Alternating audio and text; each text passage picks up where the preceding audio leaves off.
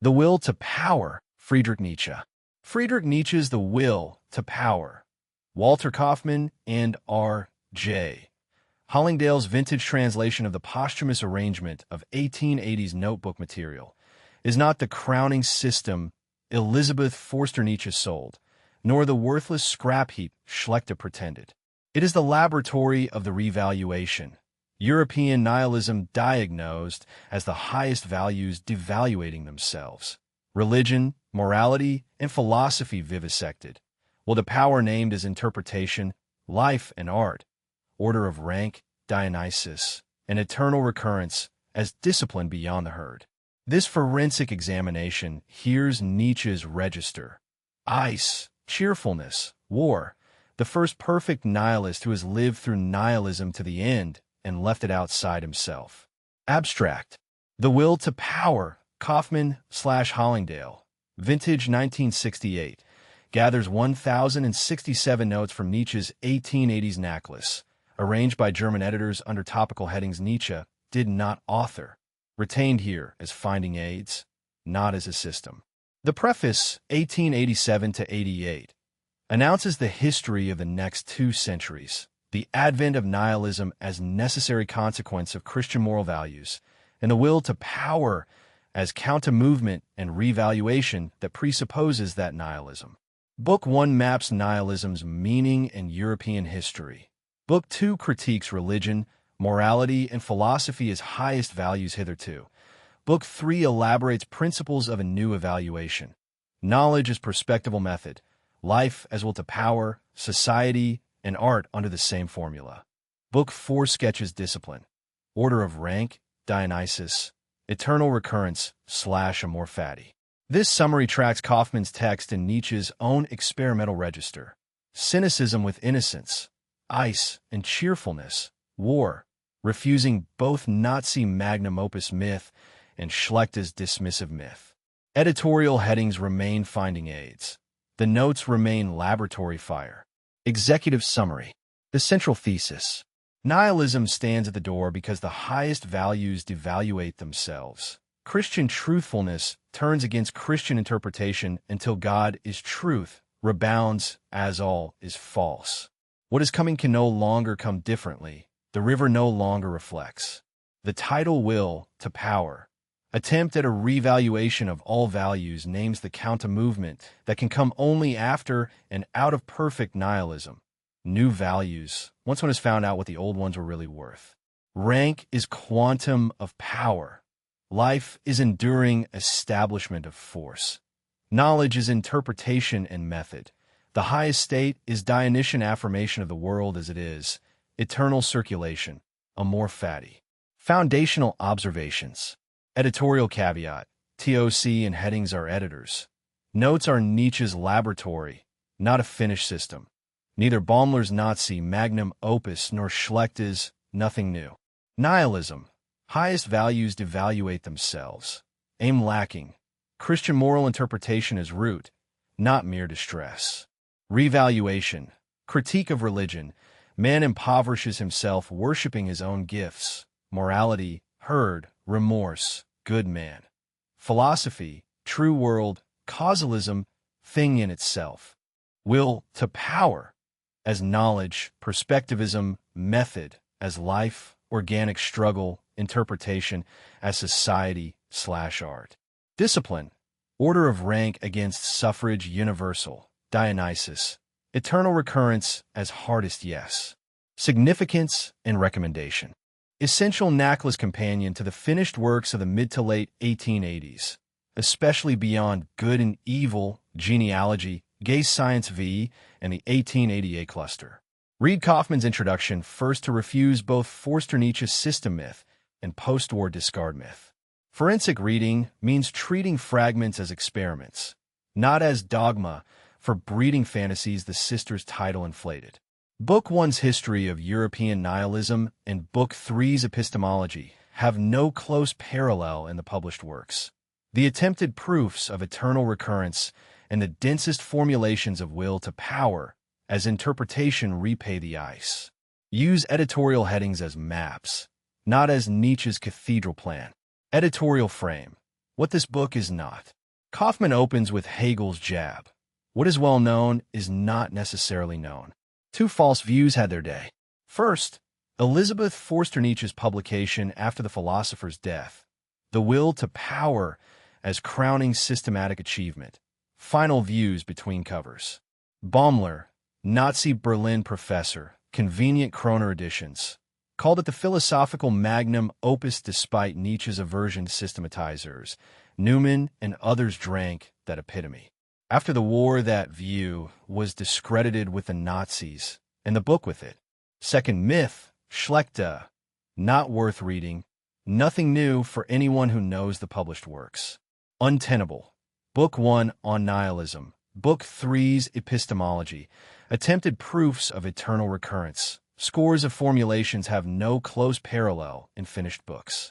Schlechte's chronological claim was neither manuscript faithful nor chronological.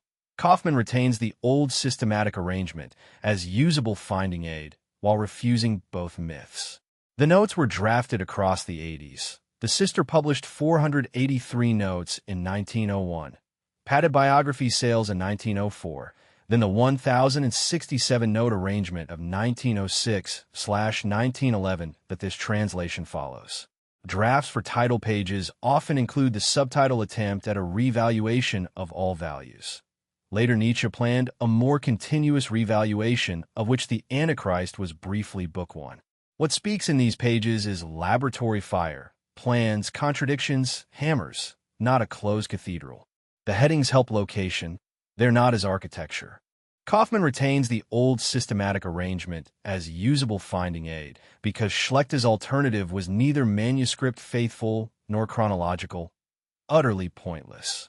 What the book uniquely holds: much material on nihilism in Book 1, epistemological reflections in Book 3, attempts at proofs of eternal recurrence, scores of brilliant formulations with no close parallel in finished works. Baumler, Nazi Berlin professor, called it the philosophical magnum opus despite Nietzsche's aversion to systematizers. Newman and others drank that epitome. After the war, the book was discredited with the Nazis, and Schlechte's nothing new became the rebound myth. Both untenable. The sisters' intent to present a finished system was absurd. The semi-systematic arrangement, honestly used, has the opposite effect. One looks into a vast studio of sketches, drafts, abandoned attempts, unfinished dreams, less tempted than ever to mistake a random quotation for an ultimate position. Conclusions exist, but to know them one reads the books he finished. Notebooks of secondary interest beside the legacy of finished works. Yet this laboratory remains indispensable for the revaluation's workshop floor. Hegel's jab opens the introduction. What is well known is not necessarily known. The Will to Power as title and legend was known as system or as scrap heap before it was read as notes.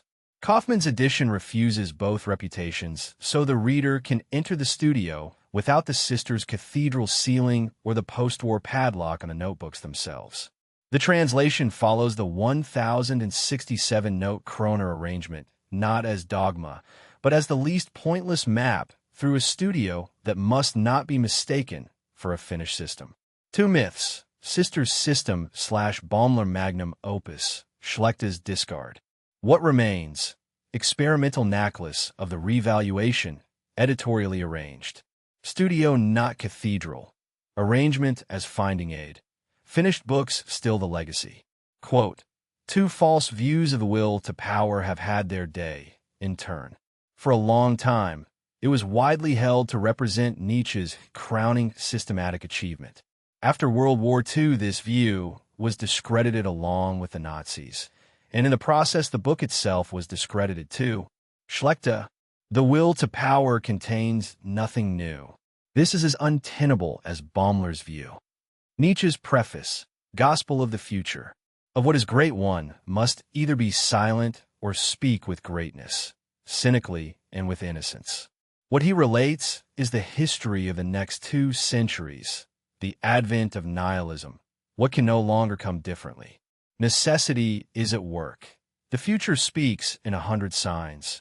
European culture moves as toward a catastrophe. restlessly, violently, headlong, like a river that wants to reach the end, that no longer reflects, that is afraid to reflect. He who speaks has done nothing so far but reflect. Solitary, procrastinating, spirit of daring and experiment who has lost his way once in every labyrinth of the future. Soothsayer bird looking back when relating what will come. The first perfect nihilist of Europe who has even now lived through the whole of nihilism to the end, leaving it behind, outside himself. Mistake not the title this gospel of the future wants to bear. The will to power. Attempt at a revaluation of all values. A counter-movement regarding principle and task. A movement that in some future will take the place of this perfect nihilism, but presupposes it logically and psychologically and can come only after and out of it. Why has the advent of nihilism become necessary? Because the values we have had hitherto draw their final consequence. Because nihilism represents the ultimate logical conclusion of our great values and ideals. Because we must experience nihilism before we can find out what value these values really had. We require, sometime, new values. Nihilism as destiny, necessary consequence of highest values, not accident of distress. Counter-movement, will to power/revaluation only after perfect nihilism. Speaker, perfect nihilist who has crossed through and stands outside. Quote, what I relate is the history of the next 2 centuries. I describe what is coming, what can no longer come differently, the advent of nihilism. Quote, the will to power, attempt at a revaluation of all values. In this formulation, a counter-movement finds expression that in some future will take the place of this perfect nihilism, but presupposes it. We require, sometime, new values. Book 1. European Nihilism. Nihilism stands at the door. Whence this uncanniest of guests? Error to blame social distress, physiological degeneration, corruption. Ours is the most decent and compassionate age. Distress alone does not birth radical repudiation of value, meaning, desirability. Rather, it is in one particular interpretation, the Christian moral one, that nihilism is rooted. Christianity ends at the hands of its own morality. Truthfulness developed highly by the sense of God, nauseated by Christian falseness. Rebound from God is truth, to fanatical, all is false. Buddhism of action. Skepticism regarding morality is decisive. End of moral interpretation of the world leads to everything lacks meaning. Untenability of one lavishly invested interpretation awakens suspicion that all are false. The outline already names the war against meaninglessness on one hand, against moral value judgments on the other. How far has science and philosophy so far been influenced by moral judgments? And won't this net hostility of science? Critique of Spinozism still owed. Residues of Christian value judgments everywhere in socialistic and positivistic systems. A critique of Christian morality still lacking. Nihilistic consequences of contemporary natural science, with its escapes into some beyond since Copernicus man has been rolling from the center toward X. Politics and economics where all principles are practically histrionic. Nationalism, anarchism, the redeeming class and human being lacking, the justifiers. Historiography and the practical historians, the romantics, art in the modern world absolutely lacking in originality, decline into gloom. Goethe's allegedly Olympian stance will not cover it. Art and the preparation of nihilism. Romanticism, the conclusion of Wagner's Nibelungen. This is diagnosis with a scalpel, not a sermon of despair. The guest must be recognized before the counter-movement can begin. What nihilism means? What does nihilism mean? That the highest values devaluate themselves. The aim is lacking. Why? Finds no answer. Radical nihilism. Absolute untenability of existence when highest values hitherto are in question, plus the insight that we lack the least right to posit a beyond or an in itself. This realization is itself a consequence of the cultivation of truthfulness, thus of the faith in morality. Incomplete nihilism. We live amid it without having abolished the old values, socialism, positivism, the cult of humanity as residues. Active versus passive. The weary who want rest versus those who destroy to clear ground. The incomplete forms are the danger. They keep the moral valuation while denying its God. What were the advantages of the Christian moral hypothesis? It granted man absolute value against his smallness in the flux, conceded to the world, despite suffering and evil, the character of perfection including freedom, posited knowledge of absolute values regarding what is most important, prevented man from despising himself as man, from taking sides against life, from despairing of knowledge, a means of preservation. In sum, morality was the great antidote against practical and theoretical nihilism. But among the forces cultivated by morality was truthfulness. This eventually turned against morality, discovered its teleology, its partial perspective, and the recognition of inveterate mendaciousness becomes a stimulant. Needs implanted by centuries of moral interpretation now appear as needs for untruth. Yet the value for which we endure life seems to hinge on these needs. Antagonism. Not to esteem what we know, and not to be allowed any longer to esteem the lies we should like to tell ourselves. Process of dissolution. Antinomy. Insofar as we believe in morality, we pass sentence on existence. Supreme values erected over man as commands of God, reality, true world, hope, and future. Now that their shabby origin becomes clear, the universe seems to have lost value, seems meaningless, but that is only a transitional stage. Nihilistic consequence of moral valuation. Everything egoistic has come to disgust us, even though we realize impossibility of the unegoistic. What is necessary has come to disgust us. We cannot reach the sphere where we placed our values, yet that confers no value on the sphere in which we live. We are weary because we have lost the main stimulus. In vain so far. Pessimism as preliminary form of nihilism, as strength, energy of logic, anarchism, analytic, and as decline, effeteness, cosmopolitan fingering, historicism. Moral value judgments are ways of passing sentence, negations, morality a way of turning one's back on the will to existence. Nihilism as psychological state. First, when we have sought a meaning in all events that is not there, recognition of the long waste of strength, agony of the in vain. Nihilism as a normal condition, ambiguous. Sign of strength. Spirit grown so strong, previous goals have become incommensurate, or a sign of lack of strength to posit productively a goal, a why, a faith. Maximum of relative strength as violent force of destruction, active nihilism. Opposite, weary nihilism that no longer attacks. Most famous form Buddhism, passive nihilism, sign of weakness, synthesis of values dissolves, individual values war, disintegration. Whatever refreshes, heals, calms, numbs emerges in religious, moral, political, aesthetic disguise. Active nihilism does not only contemplate the in vain, nor merely believe everything deserves to perish. One helps to destroy. Condition of strong spirits and wills that do not stop with the no of judgment. Their nature demands the no of the deed. Reduction to nothing by judgment, seconded by reduction to nothing by hand. Incomplete forms keep the moral valuation while denying its God. Socialism, positivism, humanity cult as residues more dangerous than frank no. Christian moral root.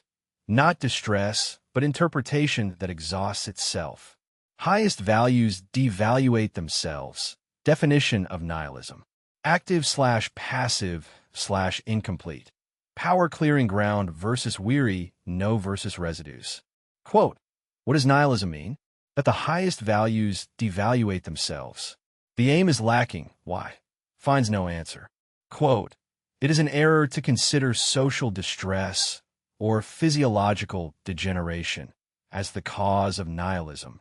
Rather, it is in one particular interpretation, the Christian moral one, that nihilism is rooted. Quote, now that the shabby origin of these values is becoming clear, the universe seems to have lost value, seems meaningless, but that is only a transitional stage. Quote, this is the antinomy. Insofar as we believe in morality, we pass sentence on existence. Quote, it reaches its maximum of relative strength as a violent force of destruction, as active nihilism. Its opposite, the weary nihilism that no longer attacks. Its most famous form, Buddhism, a passive nihilism, a sign of weakness. Quote, nihilism does not only contemplate the in vain, nor is it merely the belief that everything deserves to perish. One helps to destroy. It is the condition of strong spirits and wills. Their nature demands the no of the deed. History of European nihilism. Hard for the young. They suffered youth itself like a serious sickness. Time of inner decay and disintegration that with all its weaknesses opposes the spirit of youth. Nothing stands firmly. One lives for tomorrow as the day after is dubious. Ice thin, warm, uncanny breath of the thawing wind. Where we still walk, soon no one will be able to walk. If not decay, then headlong, arbitrary experimentation. Bungled experiments creating impression of decay, perhaps decay itself. Toward a history of the modern eclipse, state nomads without home, decline of family, good man as symptom of exhaustion, justice as will to power, breeding, black music, anarchist, contempt for man, nausea. Deepest difference, whether hunger or overabundance becomes creative. The former generates romantic ideals. Slow rise of middle and lower classes, herd over shepherds, means eclipse of spirit, moral hypocrisy, herd virtues, pity, consideration, moderation, shared suffering, and community spirit where the individual does not count. Our time of preventive war against disagreeable possibilities is a time of the poor. Our rich are poorest of all. True purpose of riches forgotten. Critique of modern man and his moralistic mendaciousness. Good man corrupted by bad institutions. Reason as authority. History as overcoming of errors. Future as progress. Christian state and sex. Kingdom of justice. Freedom. Romantic pose. Byron, Hugo, George Sand. Noble indignation. Consecration through passion. Siding with oppressed as motto of historians and novelists. Altruism as most mendacious egoism. Utilitarianism. All this is 18th century, Rousseau's century. What has not been inherited from it? Insouciance, cheerfulness, elegance, brightness of spirit. Tempo changed.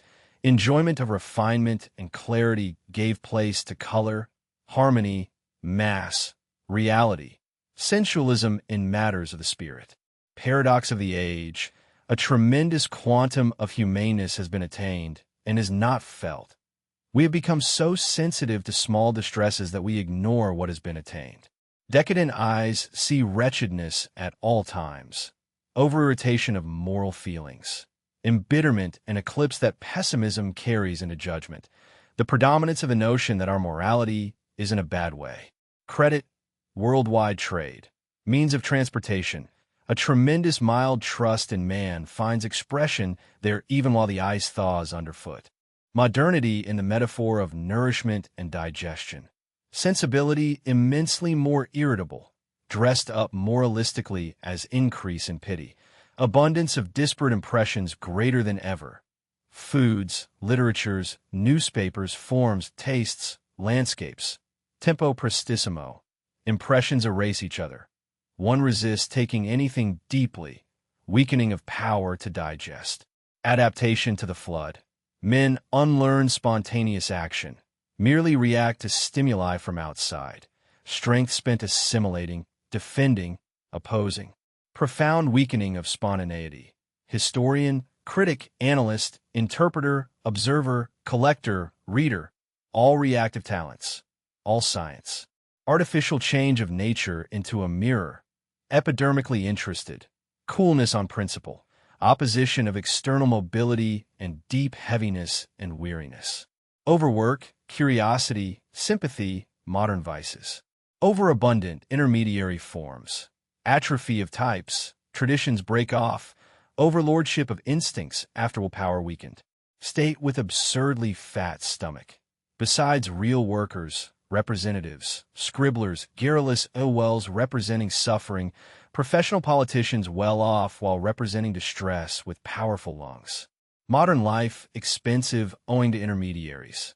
Predominance of dealers and intermediaries in spiritual matters too. Nothing nauseates more than parasites of the spirit. Voracious, dirtying, living off the fact that rich spirit squanders itself carelessly. Histrionics, colorfulness of modern man as concealment and satiety. Politician in the nationalist swindle. Arts without prior schooling, being scientific. Against milieu doctrine. Force within infinitely superior. Say milieus interpreted in opposite ways. There are no facts. Where does our modern world belong? Exhaustion or ascent? Pathology of a culture that has lost the aim and keeps the gestures, and that can no longer inherit cheerfulness. Thin ice / thawing wind. Age of disintegration felt in the bones. Herd predominance. Eclipse, hypocrisy, pity as shared currency. Modern digestion / intermediaries. Reactive talents, representatives, parasites of the spirit. Romantic pose. Hunger creating ideals. Noble indignation as costume. Quote, everything on our way is slippery and dangerous, and the ice that still supports us has become thin. All of us feel the warm, uncanny breath of the thawing wind. Where we still walk, soon no one will be able to walk. Quote, profound weakening of spontaneity.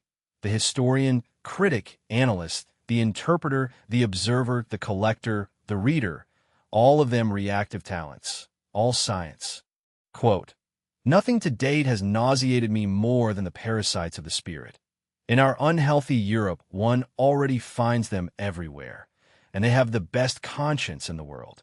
Periods, affects, catastrophe. Toward periods of European nihilism, the notes, sketch stages. Conservation of the old without letting go of the new. Period of clarity. Understanding that old and new are basically opposite. Old values born of declining and new of ascending life. All old ideals hostile to life, even in magnificent Sunday clothes of morality. We understand the old and are far from strong enough for something new. Period of the three great effects. Contempt, pity, destruction. Period of catastrophe. Advent of a doctrine that sifts men, driving the weak to decisions and the strong as well. Force within infinitely superior to milieu doctrine. Say milieus interpreted and exploited in opposite ways. There are no facts. Genius not explained by conditions of origin. Where does our modern world belong? Exhaustion or ascent? Manifoldness and unrest conditioned by attainment of highest level of consciousness. Overabundant development of intermediary forms. Atrophy of types. Traditions break off. Overlordship of instincts after willing of end and means weakened. Able craftsman or scholar cuts a fine figure when proud of his art. Wretched when shoemaker or schoolmaster gives suffering mean that he was born for something better. Good is having some ability and using it to create. Tuctigite or Renaissance virtue. State with absurdly fat stomach breeds representatives beside workers. Modern life, expensive owing to intermediaries.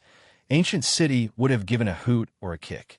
Predominance of dealers in spiritual matters. Scribbler, representative. Historian fusing past and present. Exotician, cosmopolitan. Intermediaries between science and philosophy. Semi-theologians. Histrionics. Colorfulness is concealment and satiety. Politician and nationalist swindle. Arts lacking prior schooling. Being scientific. Popular ideals overcome, but not yet in the eyes of the people. Saint, sage, prophet. Clarity, then catastrophe. Old ideals hostile to life. Doctrine that sifts. Virtue versus representatives. Ability creating. Intermediaries nauseating. No milieu facts. Force within. Opposite exploitations of same conditions. Quote, the period of clarity. One understands that the old and the new are basically opposite, the old values born of declining and the new ones of ascending life. That all the old ideals are hostile to life. The period of catastrophe, the advent of a doctrine that sifts men, driving the weak to decisions and the strong as well. Nihilism as normal condition remains ambiguous to the end of Book One's laboratory. Sign of strength when previous goals become incommensurate with a spirit grown too strong, or sign of inability to posit for oneself a goal, a why, a faith. Maximum relative strength as violent destruction. Active nihilism that helps destroy, that seconds the no of judgment with a no of the deed. Weary opposite that no longer attacks. Buddhism as famous form. Passive nihilism. Synthesis of values dissolves. Whatever refreshes, heals, calms, numbs emerges in religious, moral, political, aesthetic disguise. Genesis of a nihilist. Only late musters courage for what one really knows. Energy and radicalism of advancing as nihilists can deceive about the basic fact of goallessness as principle of faith. Pessimism of active energy. Question for what? After terrible struggle, even victory. Something 100 times more important than whether we feel well. Basic instinct of strong natures. Goal for which one does not hesitate to offer human sacrifices, risk every danger, take upon oneself whatever is bad and worst. The great passion. Against the doctrine of milieu. Force within infinitely superior. Much that looks like external influence, merely adaptation from within. Genius not explained by conditions of origin. Deepest difference whether hunger or overabundance becomes creative. Former generates romantic ideals. Nordic unnaturalness. Need for alcoholica. Philosophical nihilism. Black music. Wither refreshing music. Anarchist. Contempt for man. Nausea. The outlines war continues. Against meaninglessness and against moral value judgments still netting science. Residues of Christian values in socialist and positivist systems. Critique of Christian morality still lacking as the book turns to Book Two's vivisection. Ambiguous normal nihilism. Strength clearing or weakness numbing. Great passion. For what? Above well-being. Sacrifices accepted. Force within. Milieu doctrine refused. Hunger versus overabundance. Quote, nihilism as a normal condition. It reaches its maximum of relative strength as a violent force of destruction, as active nihilism. Its opposite, the weary nihilism that no longer attacks. Its most famous form, Buddhism, a passive nihilism, a sign of weakness. The unfinished diagnosis closes Book One by naming what still nets the age. Science and philosophy influenced by moral judgments. Residues of Christian valuation in socialism and positivism. Natural science rolling man from center toward X since Copernicus.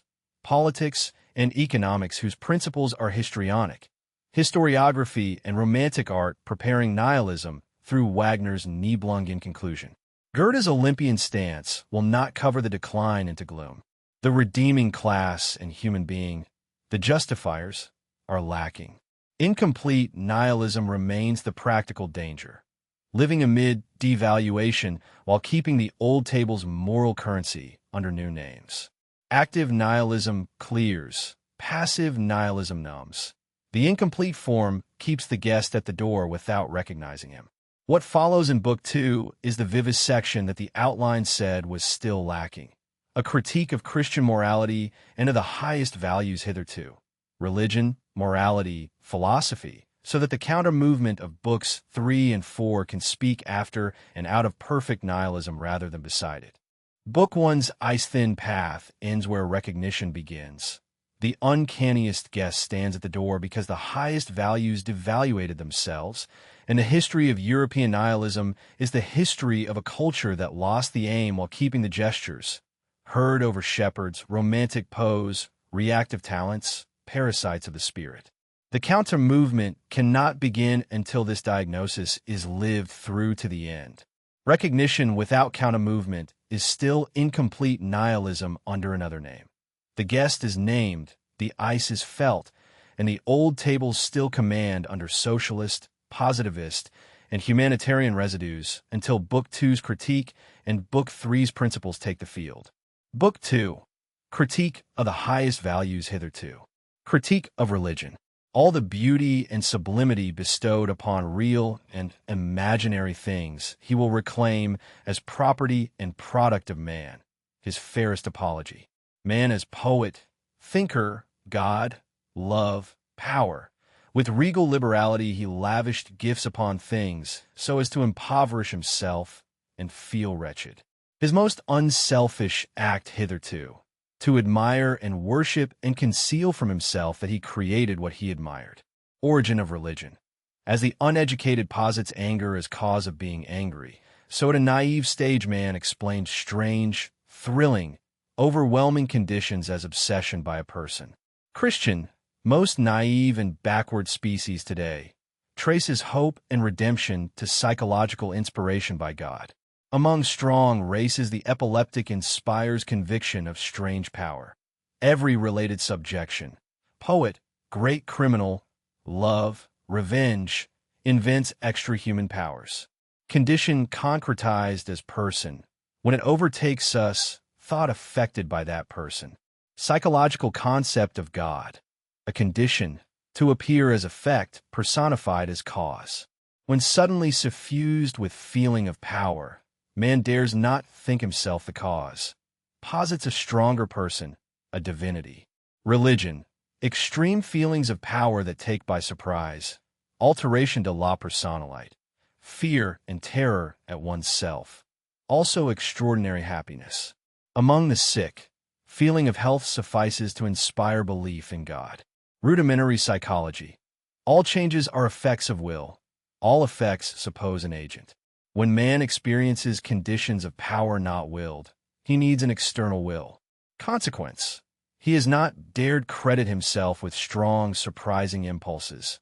Conceive them as passive, imposed. Religion as doubt concerning unity of the person. He separated the paltry, weak side, man, from the strong, astonishing side, God, and belittled himself.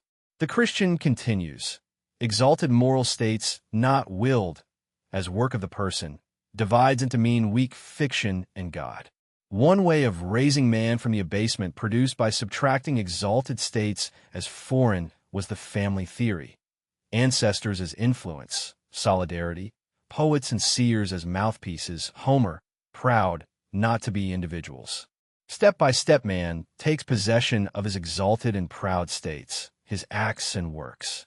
Formerly one believed one did one's self-honor by denying responsibility for highest acts and attributing them to God. Absence of free will counted as imparting higher value. Priests are the actors of something superhuman which they have to present. Religion has debased the concept man. Ultimate consequence that everything good, great, true is superhuman and bestowed only through grace. History of Christianity and Christian ideals fill the subsequent notes. Paul, priest, piteous practice of nihilism, the Redeemer type, the Church's breeding of decadence, laboratory continuations of what the finished Antichrist will hammer into curse. Genesis of religions already gives the formula. Reclaim the gifts, stop impoverishing the giver, take possession again of what was projected outward as divinity. Reclamation, beauty and sublimity as man's product, not God's loan. God as personified power feeling, alteration of personality. Self-belittlement, strong side projected outward as divinity. Quote, all the beauty and sublimity we have bestowed upon real and imaginary things I will reclaim as the property and product of man. His most unselfish act hitherto has been to admire and worship and to know how to conceal from himself that it was he who created what he admired. Quote, in summa, the origin of religion lies in extreme feelings of power which, because they are strange, take men by surprise. Religion is a case of alteration de la personalite. Paul, Church, counterfeits of Christianity. Psychology of Paul. The given fact is the death of Jesus. This has to be explained. That an explanation may be true or false never enters such minds. A sublime possibility comes into the head. This death could mean such and such, and at once it does. A hypothesis proved by the sublime impetus it imparts, proof of power. An idea proved true by its effect. What inspires must be true. That for which one sheds blood must be true. Sudden feeling of power an idea arouses in its originator accounted proof of value. First predicate of honor. True. Paul understood what the pagan world most needed. From Christ's life and death made arbitrary selection. New accentuation, shifted emphasis. Annulled primitive Christianity as a matter of principle. Attempt to destroy priests and theologians culminated, thanks to Paul, in a new priesthood and theology, new ruling order and church. Attempt to destroy exaggerated inflation of the person culminated in faith in the eternal person, concern for eternal salvation, paradoxical excess of personal egoism. Tragic humor. Paul re-erected on a grand scale precisely what Christ had annulled through his way of living. At last, when the church was complete, it sanctioned even the existence of the state. The church is precisely that against which Jesus preached and against which he taught his disciples to fight. A God who died for our sins, redemption through faith, resurrection after death. Counterfeits of true Christianity for which that disastrous wrong-headed fellow must be held responsible. Exemplary life, love and humility, fullness of heart not excluding the lowliest, repudiation of rights, self-defense, personal triumph, faith in blessedness here despite distress, reconciliation, absence of anger, not wanting reward, spiritual intellectual independence, proud life beneath will to poverty and service. After the church let itself be deprived of the entire Christian way of life and sanction life under the state, which Jesus combated, it had to find meaning and faith in unbelievable things, ceremonial, prayers, feasts. Sin, forgiveness, reward, unimportant in primitive Christianity, come into the foreground. Appalling mishmash of Greek philosophy and Judaism, asceticism, continual judging and condemning, order of rank. Christianity from the outset transformed the symbolic into crudities. Real life versus false life misunderstood as this life versus life to come. Eternal life as personal immortality. Brotherhood of shared food as miracle of transubstantiation. Resurrection as historical eventuality after death. Son of man as Son of God, made second person of the divinity. Filial relationship of every man abolished. Salvation through following Christ's way of life, reversed into faith in miraculous subtraction. Of sins by Christ's deed. Christ on the cross reinterpreted that death had been one more sign of how to behave toward authorities, not to defend oneself. That had been the lesson. Christianity has become something fundamentally different from what its founder did and desired. The great anti-pagan movement of antiquity, employing life, teaching, and words of the founder, but interpreted arbitrarily after the pattern of fundamentally different needs, translated into the language of every already existing subterranean religion. Rise of pessimism of the weak, inferior, suffering, oppressed, while Jesus wanted peace and happiness of lambs. Mortal enemy, power and character, spirit, taste, worldliness, classical happiness, noble levity and skepticism, hard pride, cool self-sufficiency of the sage, Greek refinement, the Roman as much as the Greek. Adaptation to masses that believed in Isis, Mithras, Dionysus, the Great Mother, hope of a beyond, bloody phantasmagoria of the sacrificial animal, redemptive deed. What is wrong with Christianity? It refrains from doing all those things that Christ commanded should be done. It is the mean life, interpreted through the eye of contempt. Laboratory notes continuous with the finished Antichrist, hammer before the curse.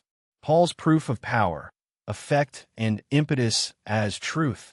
New priesthood from anti-priest revolt. Church versus Jesus, state-sanctioned, ceremonial replaces way of life. Anti-paganism. Pessimism of the weak against classical happiness and Roman/Greek pride. Quote, "This is the humor of the situation, a tragic humor. Paul re-erected on a grand scale precisely that which Christ had annulled through his way of living. At last, when the church was complete, it sanctioned even the existence of the state." Quote, Christianity has become something fundamentally different from what its founder did and desired. It is the great anti-pagan movement of antiquity. Its mortal enemy is classical happiness, the noble levity and skepticism, the hard pride. Its mortal enemy is the Roman just as much as the Greek. Critique of morality. Origin of moral valuations. The herd. How virtue is made to dominate. The moral ideal. Critique of ideals, of the good man and saint. Disparagement of so-called evil qualities. Critique of improvement. Further considerations. Against remorse. Cowardice toward one's own deeds. Extreme pride in order. No deed undone by regret. Forgiveness, atonement. Immoralists prefer not to believe in guilt. Every action identical in value at root. Economically, actions that turn against us may be useful. Never, you should not have done that. Always, how strange, I should not have done that 100 times. Few actions typify a personality. Most men have little personality. Rage, reach, knife thrust. What a personality is in that. Resist the hypnotism of a single deed. Society's interest in treating existence as if its meaning lay in one deed must not infect the doer. Christianity still necessary where man is still savage. Also extremely harmful where it corresponds to morbid classes, decadence following inclinations when they aspire to Christianity. Distinguish the cure/taming from the enticement of sickness. Herd morality, pity, consideration, moderation as marks of distinction inside the herd, shared suffering as pleasure of association. Virtue made to dominate by those who need it as weapon. The weak prescribing law for the strong. The good man as exhaustion. Justice as will to power disguised. Disparagement of evil qualities is often disparagement of strength, abundance, cruelty of the ascending type. Improvement, perfecting, elevation, words to be audited for whose power they serve. Virtue under certain circumstances merely an honorable form of stupidity. Sturdy peasant simplicity projecting goodness into the heart of things. Deus myops still lives among them. We others read our enigmatic nature, contradictions, mistrustful wisdom into the heart of things. Patrons of virtue, avarice, lust to rule, laziness, simplicity, fear, all have an interest in the cause of virtue. That is why it stands so firm. Virtues as dangerous as vices when one lets them rule as authorities from without, and it does not first produce them out of oneself as most personal self-defense and necessity. Measure of strength. How far one could divest oneself of virtue. A height where virtue sounds like virtu, Renaissance virtue, Moreland free virtue. Reduce the realm of morality step by step. Bring to light instincts hidden beneath hypocritical names. Wherever one has not yet been capable of causal thinking, one has thought morally. Curious result. He has imparted to virtue a new charm, the charm of something forbidden. Only after recognizing everything as lies and appearance does one regain the right to this fairest of falsehoods. Virtue as form of immorality, luxury of the first order, rarest vice. Against remorse/guilt, theological leftovers, deeds not annulled by regret. Her morality, pity and moderation as in-group currency. Virtue as domination, weapon of those who need the strong tamed. Quote, against remorse, I do not like this kind of cowardice toward one's own deeds. We immoralists prefer not to believe in guilt. We hold instead that every action is of identical value at root. Quote, only after we have recognized everything as lies and appearance do we regain the right to this fairest of falsehoods. Virtue. Only by exhibiting virtue as a form of immorality do we again justify it. As a form of luxury of the first order, the haughtiest, dearest, and rarest form of vice. Critique of philosophy. Get rid of a few superstitions about philosophers common so far. They are prejudiced against appearance, change, pain, death, the corporeal, the senses, fate, and bondage, the aimless. They believe first in absolute knowledge, in knowledge for the sake of knowledge, in association between virtue and happiness, in the comprehensibility of human actions, led by instinctive moral definitions reflecting former cultural conditions. What do they lack? Historical sense, knowledge of physiology, a goal in the future, the ability to formulate a critique without irony or moral condemnation. They have trusted concepts as completely as they mistrusted the senses, without considering that concepts and words are inheritance from ages when thinking was modest and unclear. What dawns last? They must no longer accept concepts as a gift, nor merely purify them, but first make and create them. Absolute skepticism toward all inherited concepts is needed. Deeply mistrustful of dogmas of epistemology, look now out of this window, now out of that. Refuse to settle. Finally, is it likely a tool can criticize its own fitness? The true world, as fable already hammered in twilight, finds notebook rehearsals. Thing in itself and appearance. Metaphysical need. Belief in the ego as subject. Causalism. Philosophers' truthfulness still moralized. Will to truth as late form of the ascetic ideal. Genealogy's third essay continues here in fragments. Greek philosophy. Socrates as decadent turning point. Plato's good as life endangering. Residues of Christian valuation in systems that think themselves free. Critique of Greek philosophy and a philosopher's truth and error fill the later notes of Book 2. Not anti-thought, but anti the moralization of thought that makes philosophy a backstairs to the beyond. The outline of Book 1 already noted, a critique of Christian morality is still lacking. Book 2's philosophy section begins the clearing of superstitions that keep that critique from being done cleanly. Philosophers' prejudices against becoming, body, senses, piety toward inherited concepts. True world / thing in itself. Metaphysical need as illness. Greek turn. Socrates / Plato as life calumniating good. Quote, philosophers are prejudiced against appearance, change, pain, death, the corporeal, the senses, fate, and bondage, the aimless. What dawns on philosophers last of all? They must no longer accept concepts as a gift. What is needed above all is an absolute skepticism toward all inherited concepts.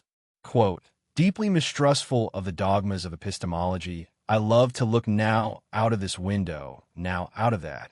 I guarded against settling down with any of these dogmas. Finally, is it likely that a tool is able to criticize its own fitness? Jesus, way of life, historical counterfeit. Do not confuse Christianity as historical reality with that one root its name calls to mind, other roots far more powerful. Unexampled misuse of words, when manifestations of decay label themselves with that holy name. What did Christ deny? Everything that is today called Christian.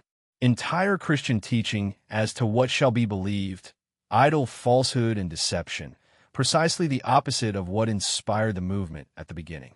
Precisely what is Christian in the ecclesiastical sense is anti-Christian in essence. Things and people instead of symbols, history instead of eternal facts, forms, rites, dogmas instead of a way of life. Utter indifference to dogmas, cults, priests, church, theology is Christian. The Christian way of life is no more fantasy than the Buddhist. It is a means to being happy. Jesus starts directly with the conditioned kingdom of heaven in the heart, does not find the means in Jewish observances, regards the reality of Judaism's need to preserve itself as nothing, purely inward, ignores crude formalities of intercourse with God, opposes the whole teaching of repentance and atonement, demonstrates how one must live to feel deified and how one will not achieve it through repentance. Sin is of no account, is his central judgment. Sin, repentance, forgiveness, acquired from Judaism or pagan, do not belong here. Kingdom of heaven, condition of the heart, set of children, not something above the earth, does not come chronologically on a calendar day. Inward change that comes at every moment and at every moment has not yet arrived. Thief on the cross, affirming how Jesus suffers and dies without enmity, affirms the gospel and is in paradise. Neither by deeds nor in heart resist him who harms you. No ground for divorcing. No distinction strangers and neighbors. Angry with no one. Alms in secret. Not rich. Not swear. Not judge. Reconcile with foes. Do not pray publicly. Bliss is not promised. It is there if you live and act thus. Prophet and miracle worker attitude. Anger, calling down judgment. Dreadful corruption. Fig tree. Doctrine of reward and punishment crowded in. Everything ruined. Subsequent glorification of first Christians as if all prescribed. Fulfillment of prophesies. Mass of falsification. Jesus opposed commonplace life with real life in truth. Nothing further from him than eternalized Peter, eternal personal survival. He fights exaggerated inflation of the person. How desire to eternize precisely that. Fights hierarchy within the community. Does not promise reward proportionate to performance. How mean punishment and reward in the beyond. Christianity, naive beginning to a Buddhistic peace movement in the very seat of raisonnement, reversed by Paul into a pagan mystery doctrine that finally treats with the entire state organization and wages war, condemns, tortures, swears, hates.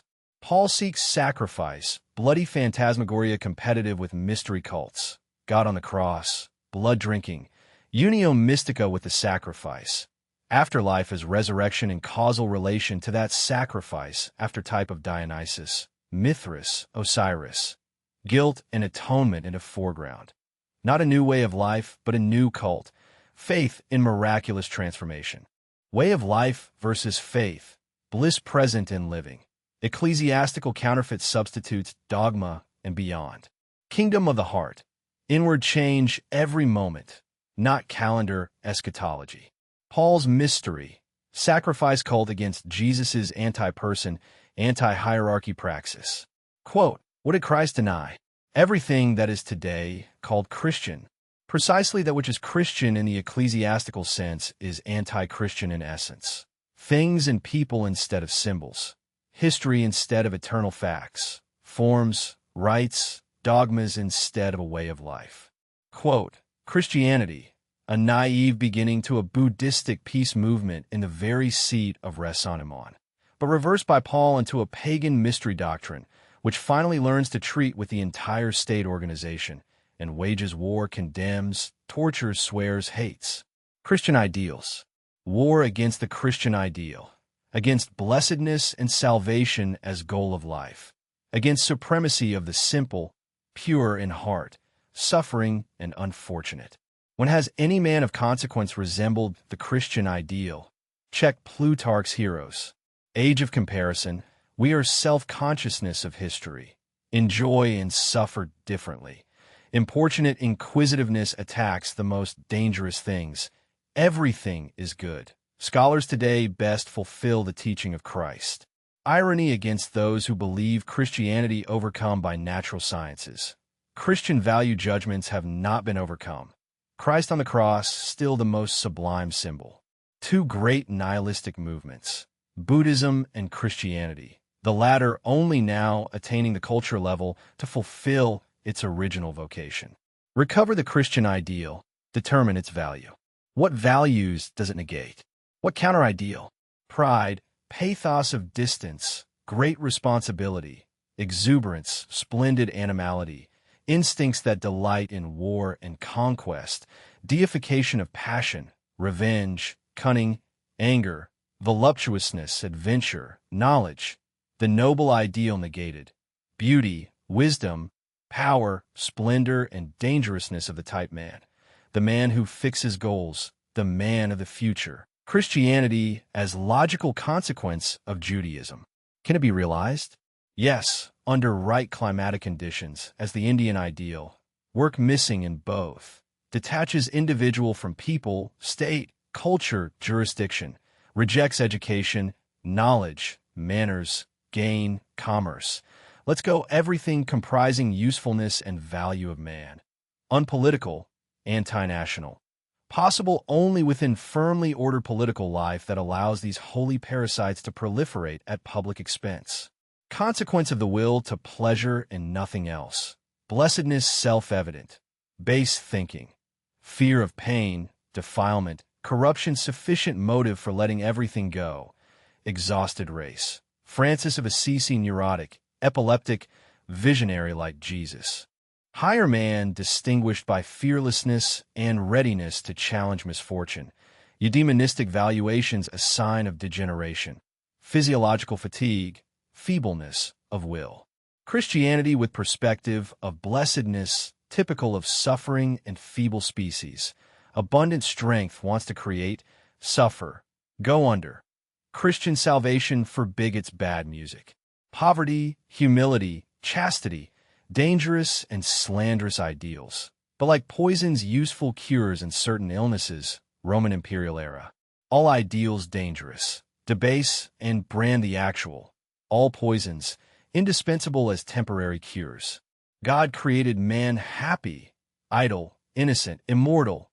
Actual life false, decayed, sinful, punishment, suffering, struggle, work, death objections against life requiring cure. From Adam until now abnormal state. Christ gives back normality to believers. Happy, idle, innocent. But earth still requires work. Women bear in pain. Sickness continues.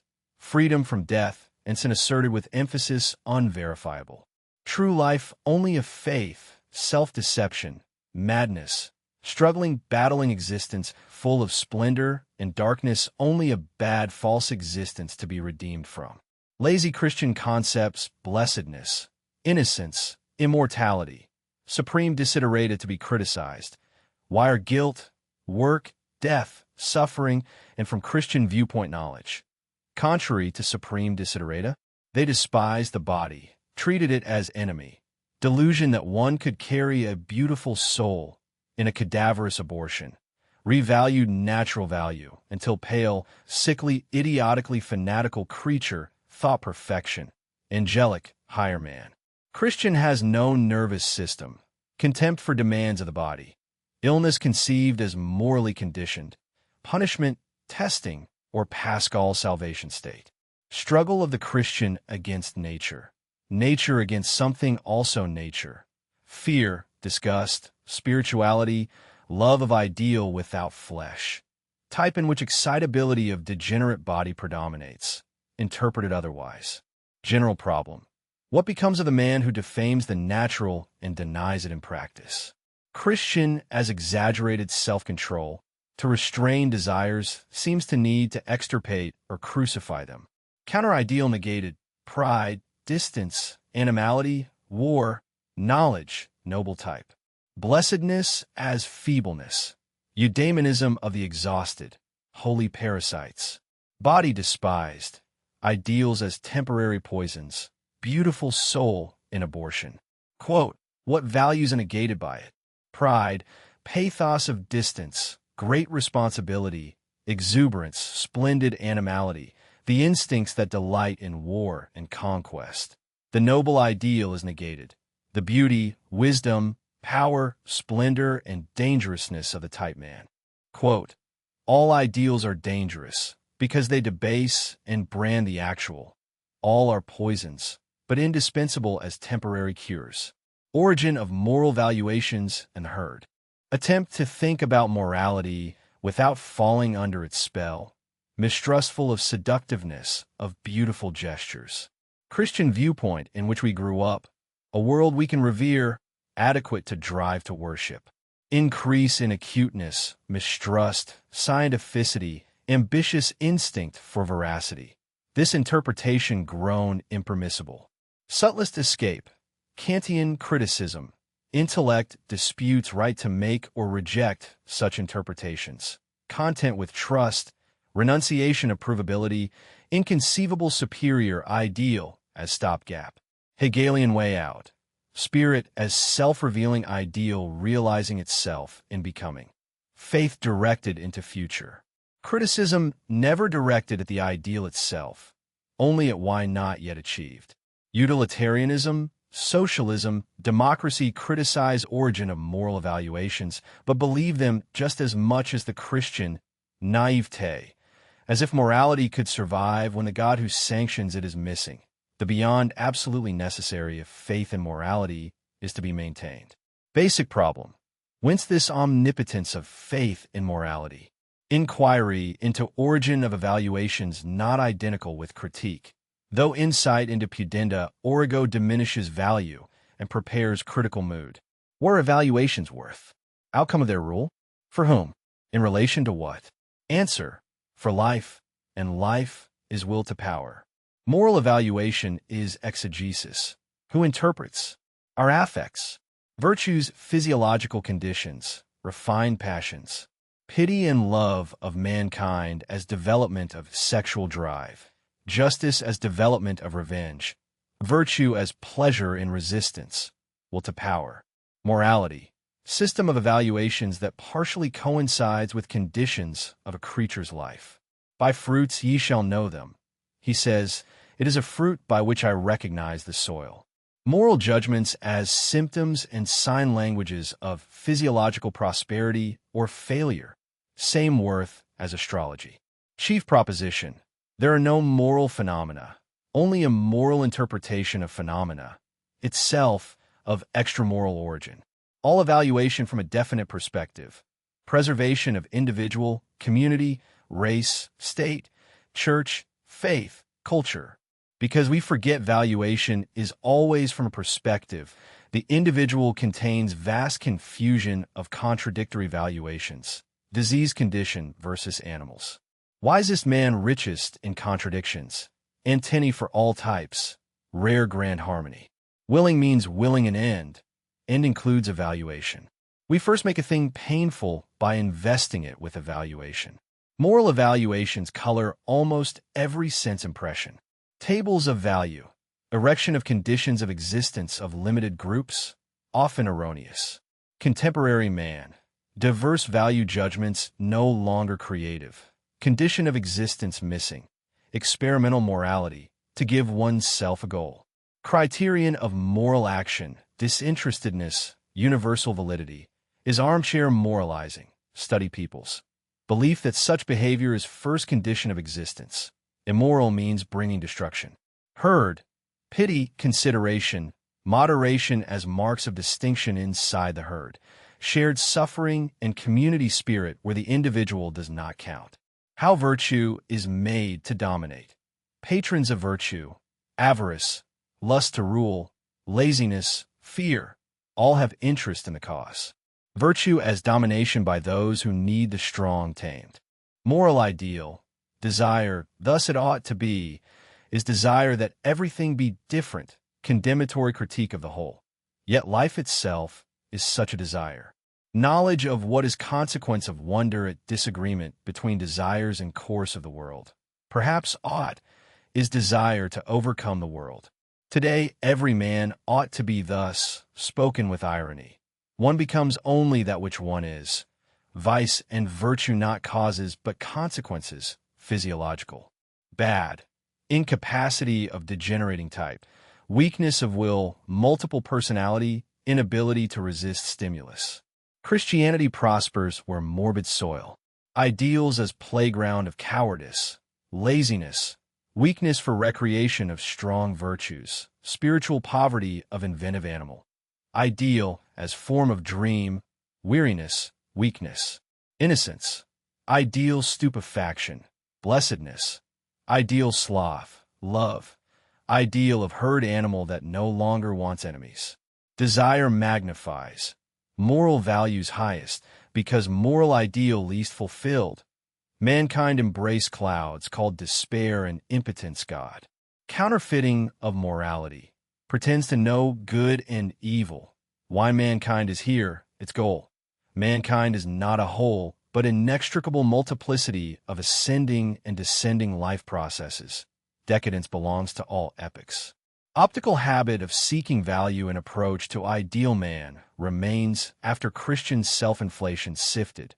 Socialists and utilitarians still dream of perfect man and majority. Kingdom of God transferred in a future on earth, but old ideal held fast. No moral phenomena, only interpretation, soil, not fruits, the diagnostic. Perspective valuations, preservation conditions, experimental morality when nothing left to preserve, ideal as weariness, ought as world condemnation, vice/virtue as physiological consequences. Quote, "My chief proposition, there are no moral phenomena. There is only a moral interpretation of these phenomena. This interpretation itself is of extramoral origin." Quote, "The beyond absolutely necessary if faith in morality is to be maintained." Basic problem. Whence this omnipotence of faith in morality? Quote, "Innocence, that is their name for the ideal state of stupefaction. Blessedness, the ideal state of sloth. Love, the ideal state of the herd animal that no longer wants to have enemies." Critique of Greek philosophy. Sophists, Socrates, Plato. Appearance of Greek philosophers from Socrates onwards. Symptom of decadence. Anti-Hellenic instincts come to the top. The Sophists still completely Hellenic, including Anaxagoras, Democritus, great Ionians, as transitional form. Polis loses faith in uniqueness of its culture, right to rule every other, exchanges cultures and gods, loses faith in sole prerogative of the deus autochthonus. Good and evil of differing origin mingled. This is the sophist. The philosopher is the reaction, desires old virtue, sees grounds of decay in decay of institutions and authority, seeks new authorities, desires ideal polis after the concept polis has had its day, interested in all tyrants, wants to restore virtue by force majeure. Gradually, everything genuinely Hellenic made responsible for decay. Plato ungrateful to Pericles, Homer tragedy, rhetoric as prophets to David and Saul. Decline of Greece understood as objection to foundations of Hellenic culture, basic error of philosophers. Anti-Hellenic development of philosophers' value judgment. Egyptian, life after death is court. Semitic, dignity of the sage, the sheik. Pythagoreans, subterranean cults, silence, terrorization with a beyond, mathematics, priestly, ascetic, transcendental, dialectic, already repellent pedantic concepts splitting in Plato. Two decadence movements side by side. Sensual, charmingly wicked decadence, loving art and show. Gloomy religio-moral pathos, stoic self-hardening, Platonic slander of the senses, preparation of soil for Christianity. Psychologists corrupted by moral idiosyncrasy. No ancient philosopher had courage for theory of unfree will denying morality. None courage to define typical element in pleasure as feeling of power. None courage to conceive virtue as consequence of immorality, will to power, in service of species, race, or polis. An entire evolution of morality, truth never appears. Conceptual elements fictions, psychologica, falsifications, logic sophistries. Moral philosophers, absence of cleanliness and intellectual self-discipline. Beautiful feelings for arguments, heaving bosom as bellows of divinity. Moral philosophy, the scabrous period in history of the spirit. In the name of morality, an unheard of wrong. Great Greek philosophers represent decadence of every Greek excellence and make it contagious. Virtue made completely abstract, the greatest seduction to make oneself abstract, detach oneself. Sophists verge upon first critique of morality. Juxtapose multiplicity and geographical relativity of moral judgments. Divine that every morality can be dialectically justified. All attempts to give reasons for morality necessarily sophistical. Proved from Plato to Kant. Postulate that morality in itself, good in itself, do not exist. Swindle to talk of truth in this field. Greek culture of sophists developed out of all Greek instincts. Belongs to Periclean age as necessarily as Plato does not. Predecessors Heraclitus, Democritus. Expression and high culture of Thucydides. Ultimately shown right. Every advance in epistemological and moral knowledge has reinstated the sophists, contemporary thinking to a great extent Heraclitean, Democritean, Protagorean. Plato, great Cagliostro, wanted taught as absolute truth what he did not regard as even conditionally true, separate existence and immortality of souls. Sophists are realists, formulate values and practices common to everyone, possess courage of strong spirits to know their own immorality. Little Greek free cities from rage and envy, guided by philanthropic principles, reproach Thucydides for Melian dialogue. Only Tartuffes talk of virtue in terrible tension, or hermits who negate to live. Sophists were Greeks. When Socrates and Plato took up virtue and justice, they were Jews, or I know not what. Grote false to raise them to ensigns of morality, their honor not to swindle with big words and virtues. Socrates, reversal of taste in favor of dialectics, a great question mark. Roturier who achieved victory over more noble taste. The mob achieved victory with dialectics. Before Socrates' dialectical manner repudiated in good society. Compromised one. Youth warned. Why display reasons?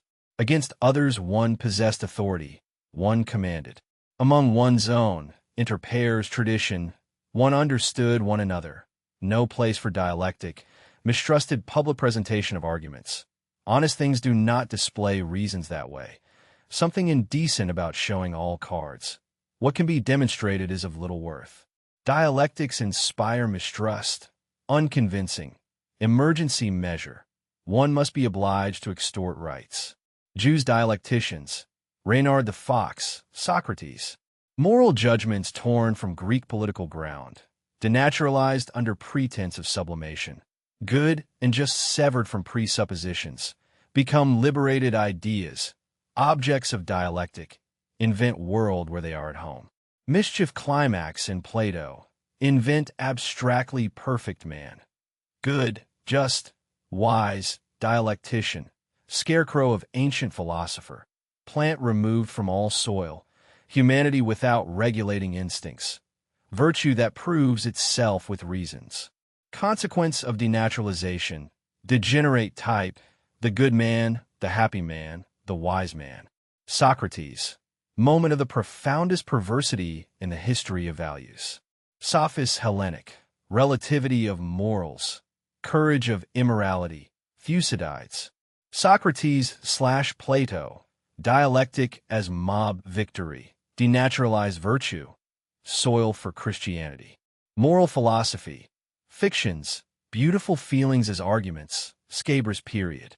Quote, the appearance of the Greek philosophers from Socrates onwards is a symptom of decadence. The anti-Hellenic instincts come to the top. The sophist is still completely Hellenic.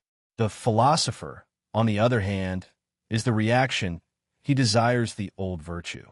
Quote, every advance in epistemological and moral knowledge has reinstated the sophists. Our contemporary way of thinking is to a great extent Heraclitean, Democritean, and Protagorean.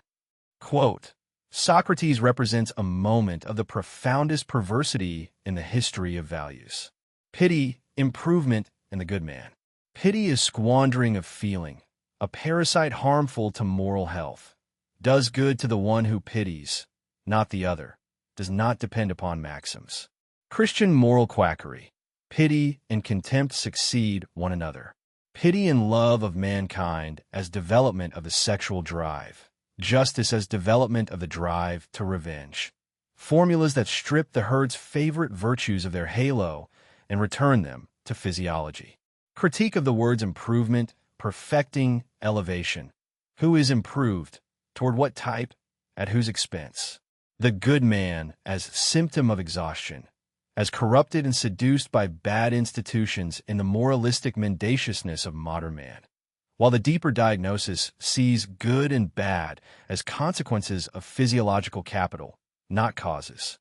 Disparagement of so-called evil qualities, often disparagement of strength, abundance, cruelty of the ascending type. Saint and improved mankind. Scarecrows of denaturalized virtue continuous with Plato's abstractly perfect man.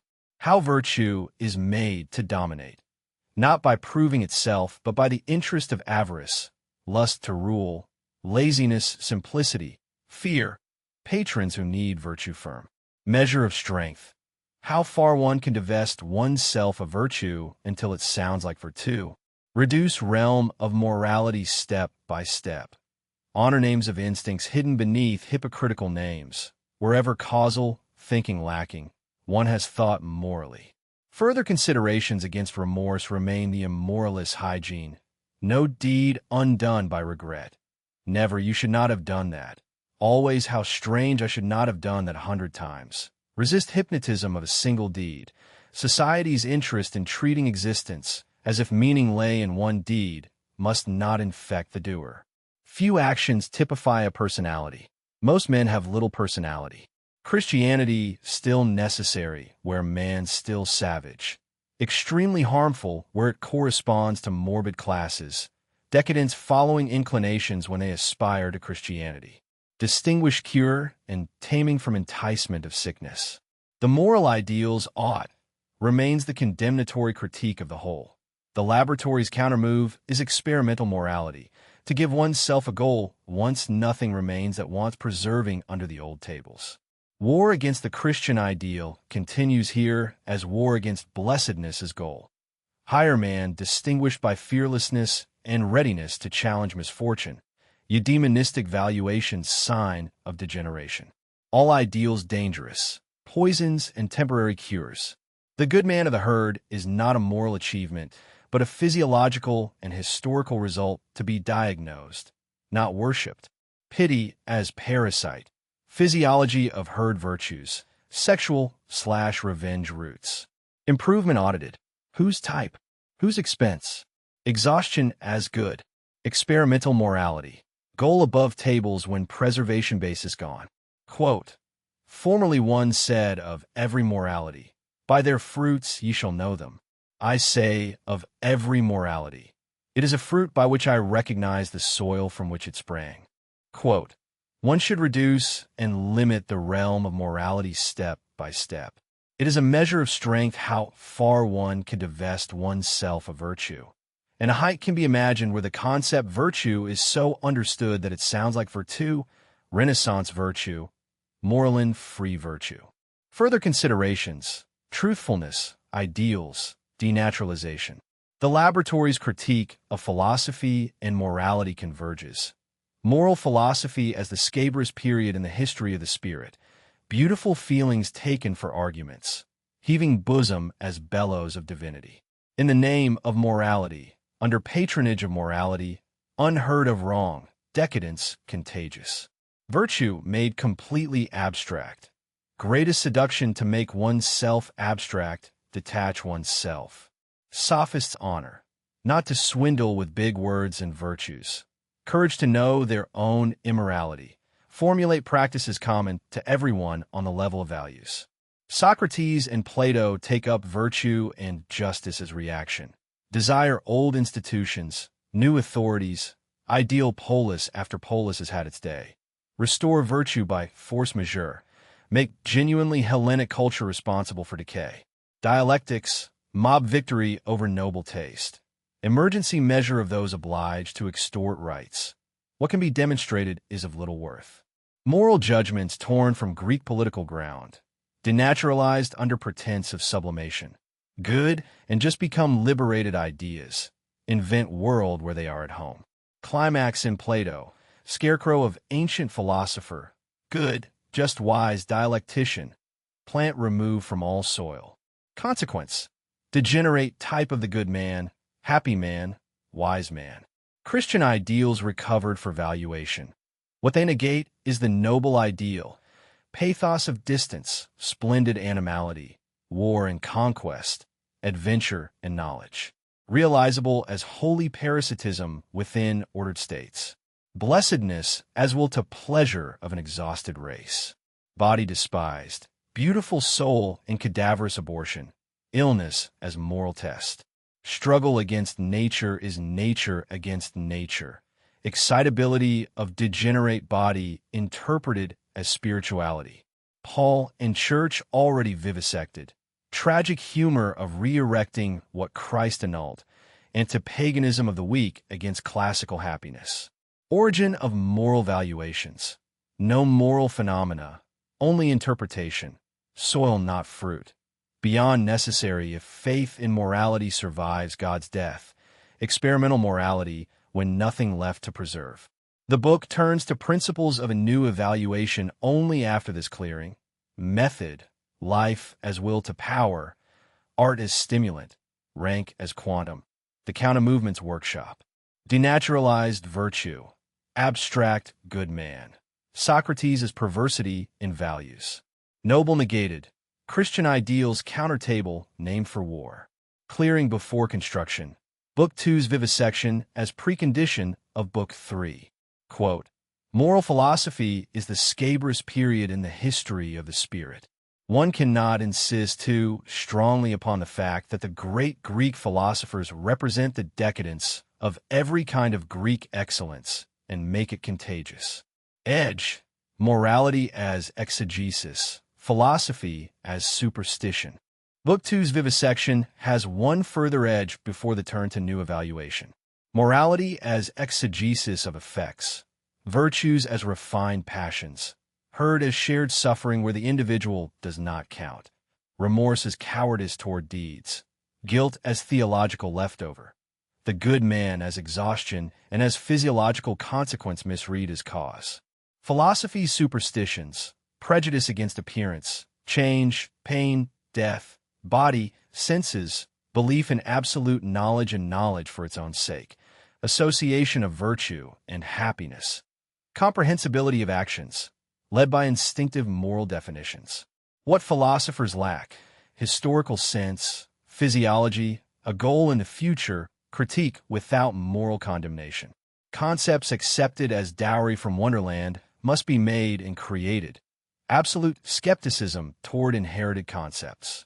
Tool cannot criticize its own fitness. Greek turn from sophist to Socrates/Plato prepares Christianity's soil, will the truth still ascetic until cleaned of moral pathos. Reclamation of beauty and sublimity as man's product closes the religious critique. Paul in church and Christian ideals close the historical. The immoralist hygiene and experimental morality close the moral. The highest values hitherto stand exposed as interpretations in the service of declining life, and Book 3 can begin. What Book 2 clears is not merely Christian dogma, but the entire habit of reading existence as a moral court. Religion as projected power feeling, morality as herd exegesis and remorse cowardice, philosophy as concept piety and Socratic denaturalization of instinct. Once those tables are shown as soils and symptoms rather than as revelations, the revaluation can speak of method, life, society, and art without smuggling the beyond back in through the will to truth. The vivisection is forensic, not edifying. It names the soil so the fruit can no longer pretend to be a commandment from elsewhere. That naming is the unpaid debt Book 1 said was still lacking in full. Exegesis, not essence. Morality as effect language, philosophy as moralized concept piety. Create concepts, refuse dowry, skepticism as cleanliness. Expose tables, declining life service named before revaluation. Quote, what do philosophers lack? A, an historical sense, B, knowledge of physiology, C, a goal in the future, the ability to formulate a critique without any irony or moral condemnation. Book 3, Principles of a New Evaluation. The laboratory turns from vivisection of the old tables to construction of new ones, still experimental, still hammer and ice. Knowledge first, method over science, subject as fiction and multiplicity, perspectivism as biology of the drive to know, then nature, will to power as life, organic process, interpretation, quanta of force against mechanistic law, then society and individual under the same formula, finally art as the great stimulant, worth more than truth when truth means the nihilists know, the will to power as knowledge. It is not the victory of science that distinguishes the 19th century, but the victory of scientific method over science. The most valuable insights are methods, and for millennia those methods, those mistrustful silent ways, were contemptible, enemy of God, reviler of the highest ideal. Aesthetic taste hindered mankind most. Belief in the picturesque effect of truth demand that the knower produce powerful effects on the imagination. Moral hyperbole prepared, step by step, the milder pathos of the scientific character. Conscientiousness in small things, self-control of the religious man as preparatory school. Disposition that takes problems seriously regardless of personal consequences. Epistemological starting point. Profound aversion to reposing once and for all in any one total view. Fascination of the opposing point of view. Refusal to be deprived of the stimulus of the enigmatic. The presupposition that things are ordered so morally that human reason can discover them. After effect of belief in God's veracity. Belief in the ego as substance. Oldest realism. Religious history as history of the soul superstition. The subject is fiction that many similar states are effect of one substratum. We first created the similarity. Critique of the faculty of knowledge is senseless. How should a tool criticize itself, using only itself? Yet thinking itself involves belief in ego, substance, deed, and doer. To let it go means being no longer able to think. Necessity of a belief for preservation has nothing to do with truth. We must believe in time, space, motion without granting them absolute reality. Hypothesis. Subject as multiplicity. Aristocracy of cells that command jointly. Perspectivism. Biology of the drive to knowledge. Truth is the kind of error without which a certain species of life could not live. Value for life ultimately decisive. Knowledge improbable beyond what preservation requires. Since for truth must legitimize itself as means of preservation, as will to power, likewise love of the beautiful as shaping will. We can comprehend only a world that we ourselves have made. Strongest a priori truths are provisional assumptions. Preservation of man is no proof of truth. Extreme nihilism. Every belief necessarily false because there simply is no true world. Perspectival appearance whose origin lies in us. Measure of strength is how far we can admit the merely apparent character, the necessity of lies, without perishing. Nihilism as denial of a truthful world might be a divine way of thinking. Against causalism and the thing in itself. Sore spot of Kant visible even to dull eyes. He deprived himself of the right to distinguish appearance and thing in itself. Biggest fable is the fable of knowledge. There are no things in themselves. Even if there were an unconditioned, it would be unknowable. Coming to know is always placing oneself in a conditional relation. Judgment is belief that something is thus and thus, not knowledge. Kant believes in the fact of knowledge. Knowledge of knowledge. Origin of a strong conviction is a psychological problem. Against the overestimation of consciousness as unity, spirit, God. Against resolving man into spirit as making him God. Against causalism further. Two successive states as cause and effect is false. Struggle between elements of unequal power. New arrangement according to measure of power. Second condition fundamentally different from the first. Belief in the ego as doer vanishes into multiplicity of change. But there is no such thing as will in the old sense. No categories permit distinguishing a world in itself from a world of appearance.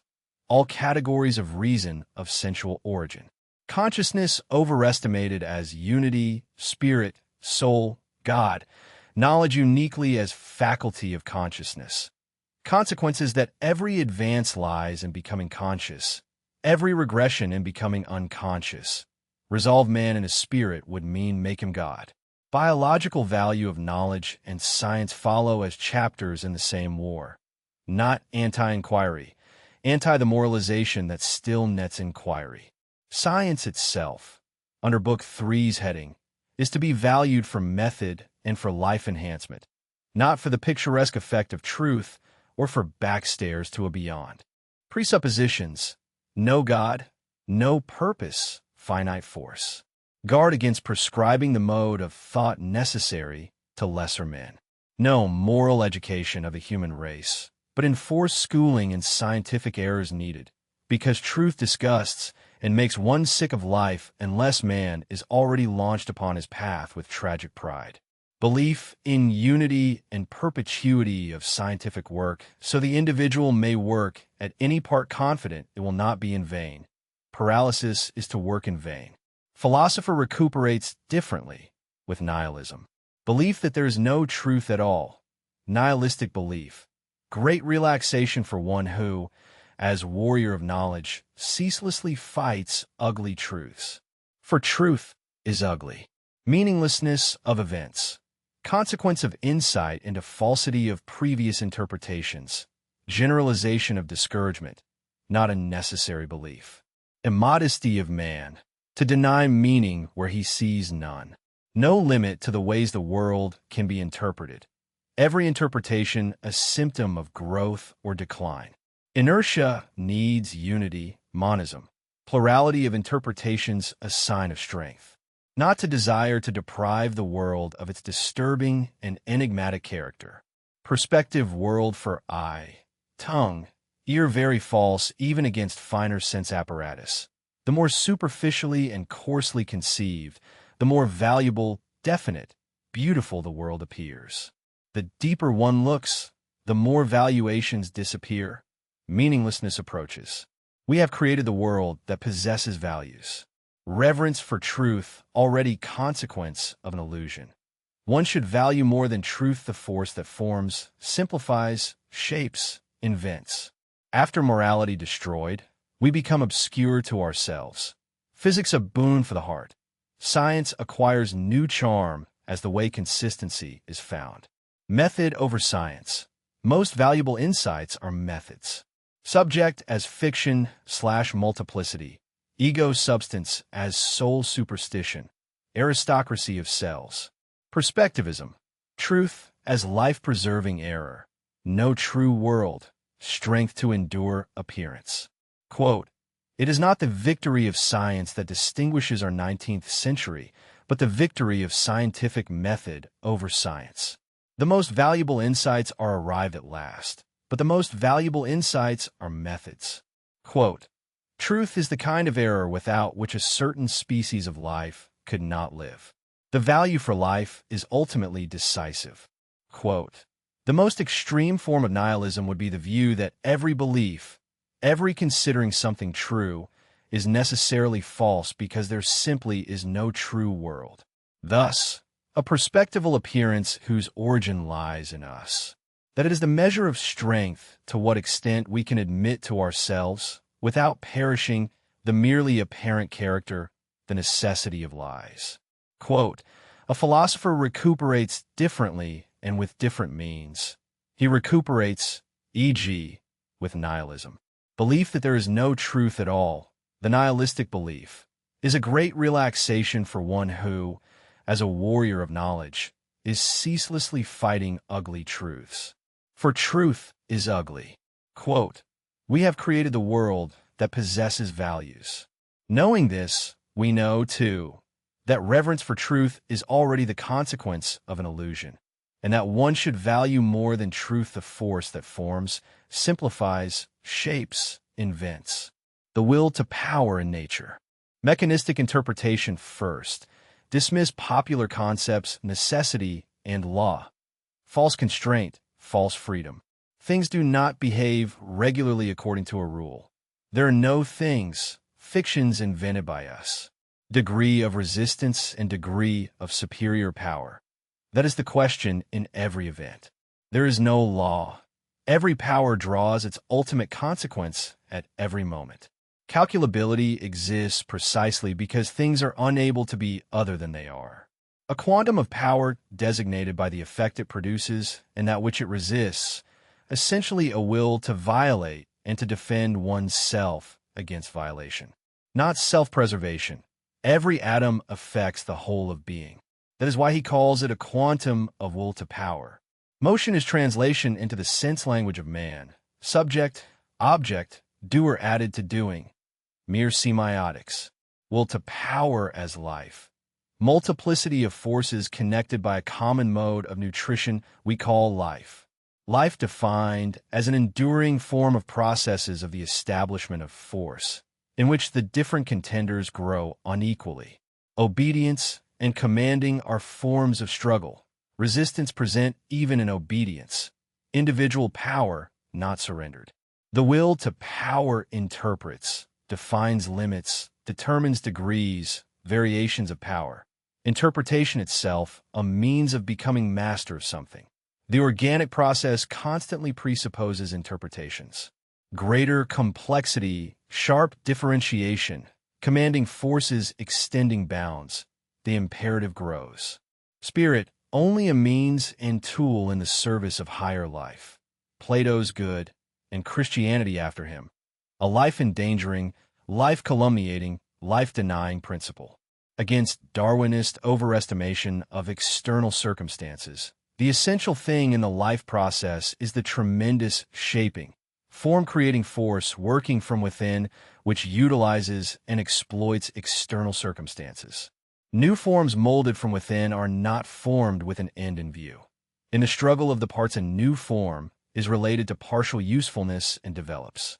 Feeling of increase, of becoming stronger, is itself the real progress. Apart from usefulness in the struggle, only from this feeling arises the will to struggle. Physiologists should think again before positing the instinct of preservation as the cardinal drive.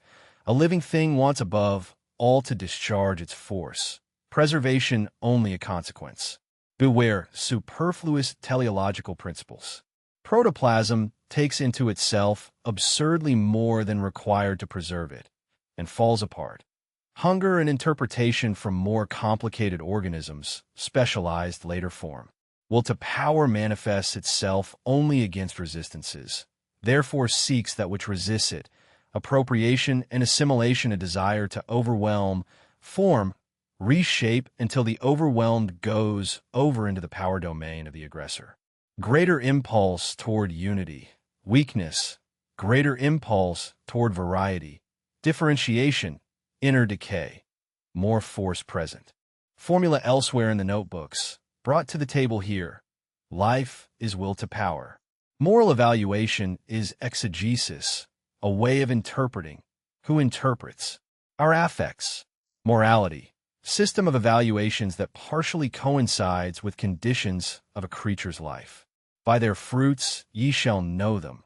He says of every morality, it is a fruit by which I recognize the soil. Value on numerical and mensural scale of force. Ascent is rise in value. Moral values only apparent beside physiological. Becoming does not aim at a final state, does not flow into being, becoming of equivalent value every moment. Total value of the world cannot be evaluated. Philosophical pessimism among comical things. Do not make desiderated judges of being.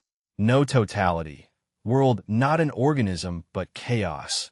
Enhancement of power the aim, not increase of consciousness. Apparent purposiveness. Consequence of will to power. Order of rank of organization producing appearance of means and ends. Innocence of becoming corrupted when we invent someone responsible for our being thus and thus. Man under the same formula. Not adaptation of inner to outer, but interpretation, appropriation, will to grow. Preservation of the species only consequence of growth toward a stronger type. Welfare of the individual, as imaginary as welfare of the species. Species viewed from a distance as transient as the individual. Apparent purposiveness endlessly surpassing arts of man. Merely consequence of will to power. Becoming stronger involves ordering that looks like sketchy purposiveness. When dominion established over lesser power, order of rank produces appearance of means and ends. Against apparent necessity, only expression that a force is not also something else. Against apparent purposiveness, expression for order of spheres of power and their interplay. Innocence of becoming corrupted when we invent someone responsible for our being thus and thus. God, nature, who wants to achieve something through us. Theory of will to power and of values. Do not make desiderated judges of being. Do not set up terminal forms of evolution, e.g., spirit, as another in itself behind evolution. Attempt a scientific order of values on numerical and mensural scale of force. All other values prejudices reducible to this scale. Or point of view of value inadmissible. No total process is system. No totality. Necessity, causality, purposiveness useful unrealities. Not increase in consciousness the aim, but enhancement of power. World, not an organism, but chaos. The laboratory here rehearses what the finished works name more cleanly, and leaves contradictions standing as experiments. No law/quanta of power.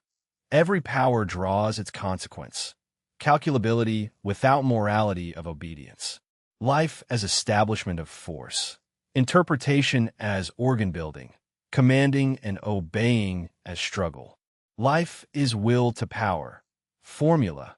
Values as symptoms of soil, becoming without final being. Quote, there is no law.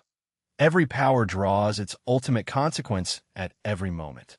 Calculability exists precisely because things are unable to be other than they are. That is why I call it a quantum of will to power.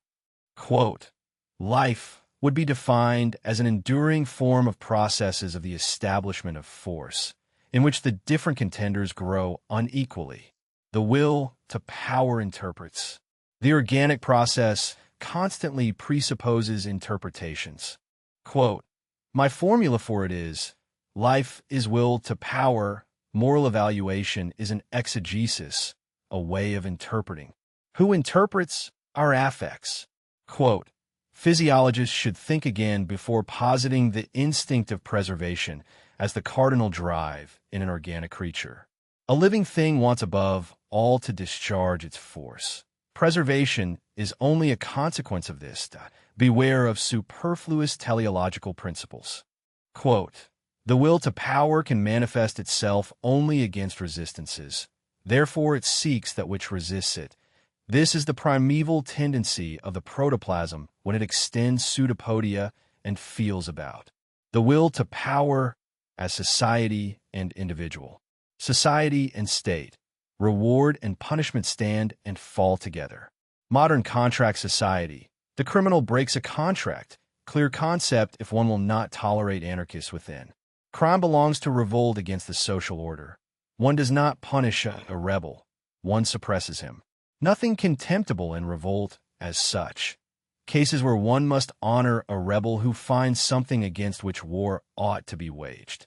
Reduce punishment to suppression of revolt and security, not contempt, not penance, not exchange of guilt and payment. Punishment does not purify, crime does not sully. Beware assessing a man by a single deed, Napoleon warned. Haute relief deeds especially insignificant.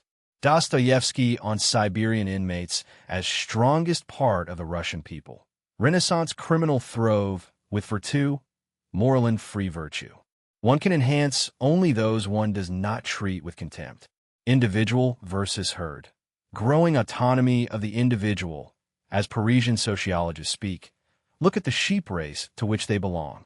What they describe is extreme weakening. They regard herd animal needs as an ideal. Modern European, individualism and equal rights. The vulnerable vanity that demands every other count as equal, only inter pairs. Pride that desires solitude and few admirers beyond comprehension. Pulchrum est paucorum hominum. All moralities know nothing of an order of rank among men. Preoccupation with eternal salvation is not expression of a rich type. That type does not give a damn about salvation. It is force, deed, desire.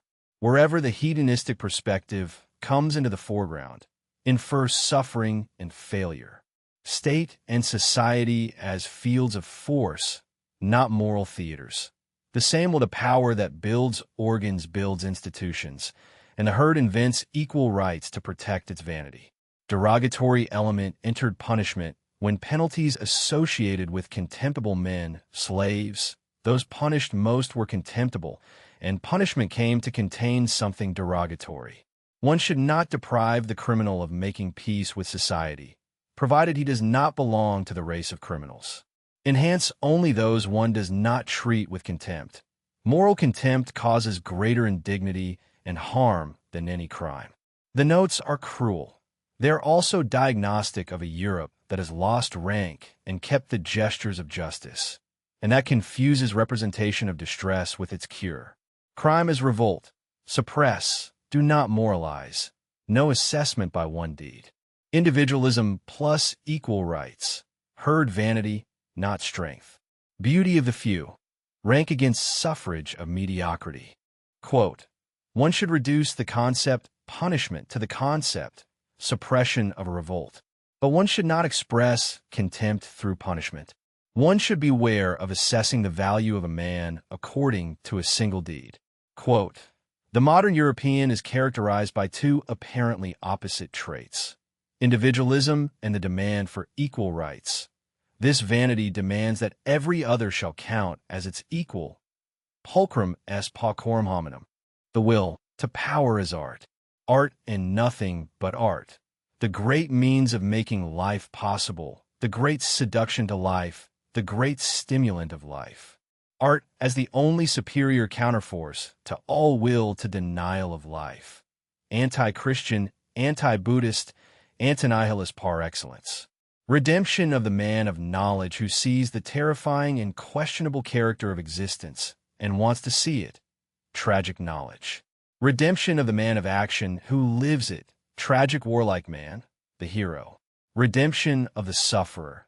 Way to states in which suffering is willed, transfigured, deified, a form of great delight. Nihilism counts as truth in this book, but truth does not count as the supreme value, even less as the supreme power.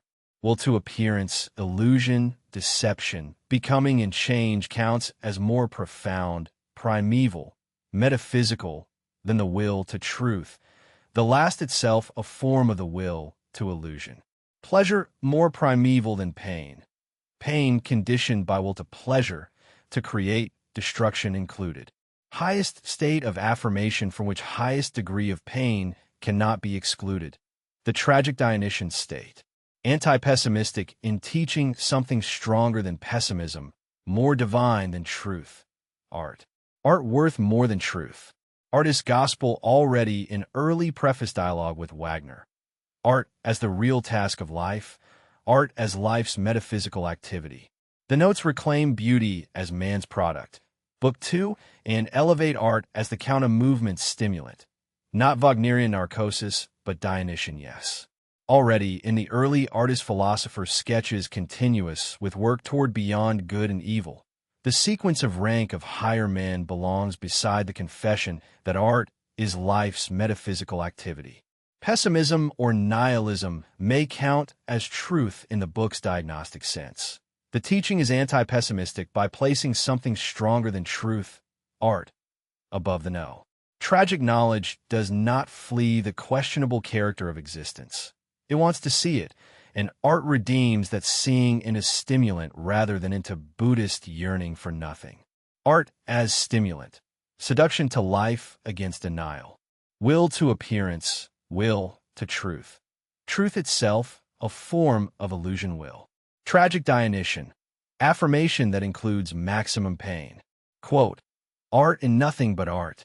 It is the great means of making life possible, the great seduction to life, the great stimulant of life.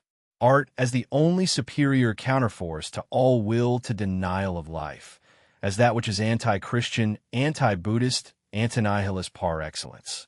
Quote, nihilism counts as truth, but truth does not count as the supreme value. The will to appearance, to illusion, to deception, to becoming and change, here counts as more profound than the will to truth. Art is worth more than truth. Against causalism and the thing in itself. Belief in absolute space as substratum of force. Time eternal, but space and time do not exist in themselves. Changes only appearances. Post hoc is propter hoc, a misunderstanding. Appearances cannot be causes. Interpretation of event as act or suffering of act. Every change presupposes author and someone upon whom change is effected. Psychological history of subject, body, thing, whole construed by I awaken distinction deed/doer. Doer conceived ever more subtly, finally left behind as subject. Bad habit, taking mnemonic abbreviated formula as entity and cause. Lightning, it flashes, the little word I. Perspective and seeing made cause of seeing. Invention of subject. Subject, object, attribute. Fabricated distinctions imposed as schematism. Fundamental false observation. Belief that I do something, suffer something, have a quality. In every judgment. Full belief in subject and attribute, or cause and effect. Every effect and activity presupposing agent. Fundamental belief that there are subjects. Seeking a reason. Originally seeking an intention and someone who has intentions. Every event a deed. Oldest habit. Question why. Always after causa finalis. No sense for causa efficiens. Hume right. Habit makes us expect. What gives firmness to belief in causality is not great habit of seeing one occurrence follow another, but inability to interpret events otherwise than as caused by intentions. Belief in living and thinking as only effective force. Belief every event a deed presupposing doer. Belief in the subject. Is intention the cause, or also illusion? Is it not the event itself? Critique of cause. Absolutely no experience of a cause. Psychologically derived from subjective conviction, we are causes, our moves, but that is an error. We separate doers from deed and seek a doer for every event. Misunderstood feeling of strength, tension, resistance. Muscular feeling already beginning of the act as the cause, or took what to do for a cause because action follows. There is no such thing as cause. Cases that seemed given shown self-deceptions. Understanding an event. Inventing a subject responsible for what happens and how. Combined feeling of will, freedom, responsibility, intention in a concept cause. Causa efficiens and causa finalis, fundamentally one. We invent all causes after the schema of the effect. At length, things, atoms too, affect nothing because they do not exist. Concept of causality completely useless. Necessary sequence of states does not imply causal relationship. Neither causes nor effects. Linguistically, we cannot rid ourselves of them. Event neither affected nor does it affect. Calculability resides in recurrence of identical cases, not in a law of causality projected into every event. No sense of causality, as Kant thinks. Fear of unfamiliar, an attempt to discover something familiar.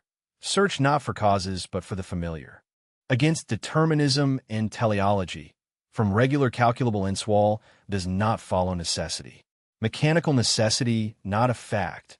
We interpreted it into events. Compulsion in things cannot be demonstrated. Rule proves only that one and the same event is not another event as well. Necessity is not a fact, but an interpretation.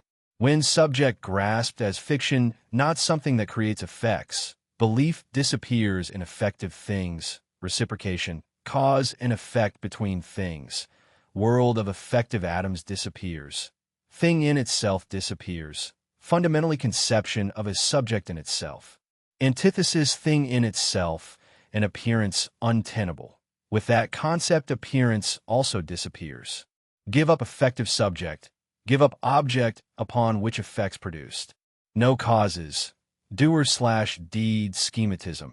Intention habit. Invent causes after effects. Necessity as interpretation. Calculability from identical cases, not law. Thing in itself falls. With subject fiction, appearance falls with it. Quote, there are neither causes nor effects. The calculability of an event does not reside in the fact that a rule is adhered to, or that a necessity is obeyed, or that a law of causality has been projected by us into every event. It resides in the recurrence of identical cases. Quote, necessity is not a fact, but an interpretation. At last, the thing in itself also disappears because this is fundamentally the conception of a subject in itself. The antithesis thing in itself and appearance is untenable. With that, however, the concept appearance also disappears.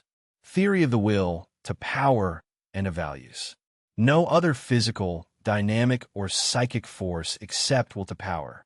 In science, where cause and effect reduce to equivalence, same quantum of force on both sides, driving force lacking, we observe only results.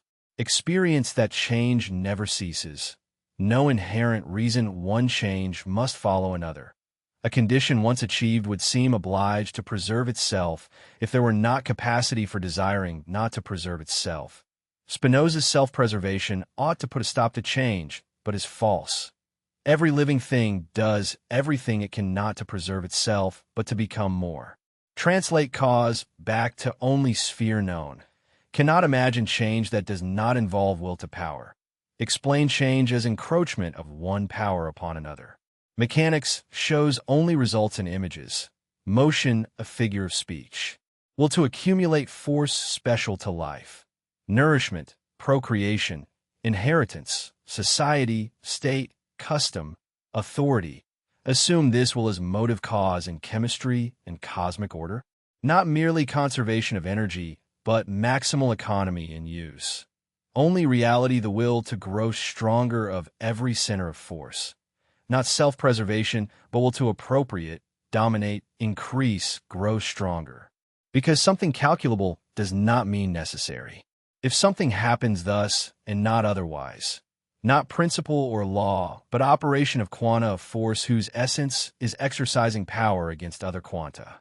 Mechanism only sign language for internal factual world of struggling and conquering quanta of will. Matter, atom, gravity, pressure, not facts in themselves, but interpretations with aid of psychical fictions. Life as form of being most familiar. Specifically will to accumulation of force. Nothing wants to preserve itself. Everything to be added and accumulated. Life as special case applied as hypothesis to total character of being, strives after maximal feeling of power, essentially striving for more power. Basic and innermost still this will. Mechanics merely semiotics of results. Will to power cannot have become, cannot discover cause of evolution by studying evolution. Schopenhauer's will mere empty word, unjustified generalization, will to live arbitrary. Life merely special case of will to power. If innermost essence of being is will to power, pleasure every increase of power, displeasure every feeling of not being able to resist or dominate, posit pleasure and displeasure as cardinal facts. Measure of failure and fatality must grow with resistance of force seeks to master. Ingredient of displeasure in every action, but this displeasure acts as lure of life and strengthens will to power. Will to grow essence of pleasure. If one level maintained, pleasure would have only lowerings, decadence. Opposite difference enters consciousness. Not satisfaction of will that causes pleasure, but will's forward thrust becoming master over what stands in way. Feeling of pleasure and dissatisfaction of will. Never satisfied unless opponents and resistance. The happy man, a herd ideal. Normal dissatisfaction of drives. Hunger, sexual drive, motion, contains nothing depressing. Agitation of feeling of life. Great stimulus to life. Pleasure and pain, not opposites. Cases where pleasure conditioned by rhythmic sequence of little unpleasurable stimuli. Tickling, coitus. Game of resistance and victory arouses superabundant power, constituting essence of pleasure. Pain, intellectual occurrence. Judgment, harmful. Become more, not preserve. Spinoza false. Every sinner wills stronger. Pleasure as power increase. Resistance as lure. Happy man as herd ideal. Mechanics as semiotics. Quanta of force, no facts in themselves. Quote, not merely conservation of energy, but maximal economy in use. So the only reality is the will to grow stronger of every center of force. Not self-preservation, but the will to appropriate, dominate, increase, grow stronger. Quote, the feeling of pleasure lies precisely in the dissatisfaction of the will, in the fact that the will is never satisfied unless it has opponents and resistance. The happy man, a herd ideal. Art, stimulant, appearance, metaphysical activity. Art section of Book 3 gathers the artist's gospel already sounded against Wagnerian narcosis. Art as the real task of life, art as life's metaphysical activity. Beyond the brief anti-nihilist formula already traced, art is seduction and stimulant, redemption of knower, actor, and sufferer. The notes press the hierarchy of values. Will to appearance, illusion, deception, becoming, and change more profound than will to truth. Truth itself a form of the will to illusion. Pleasure more primeval than pain.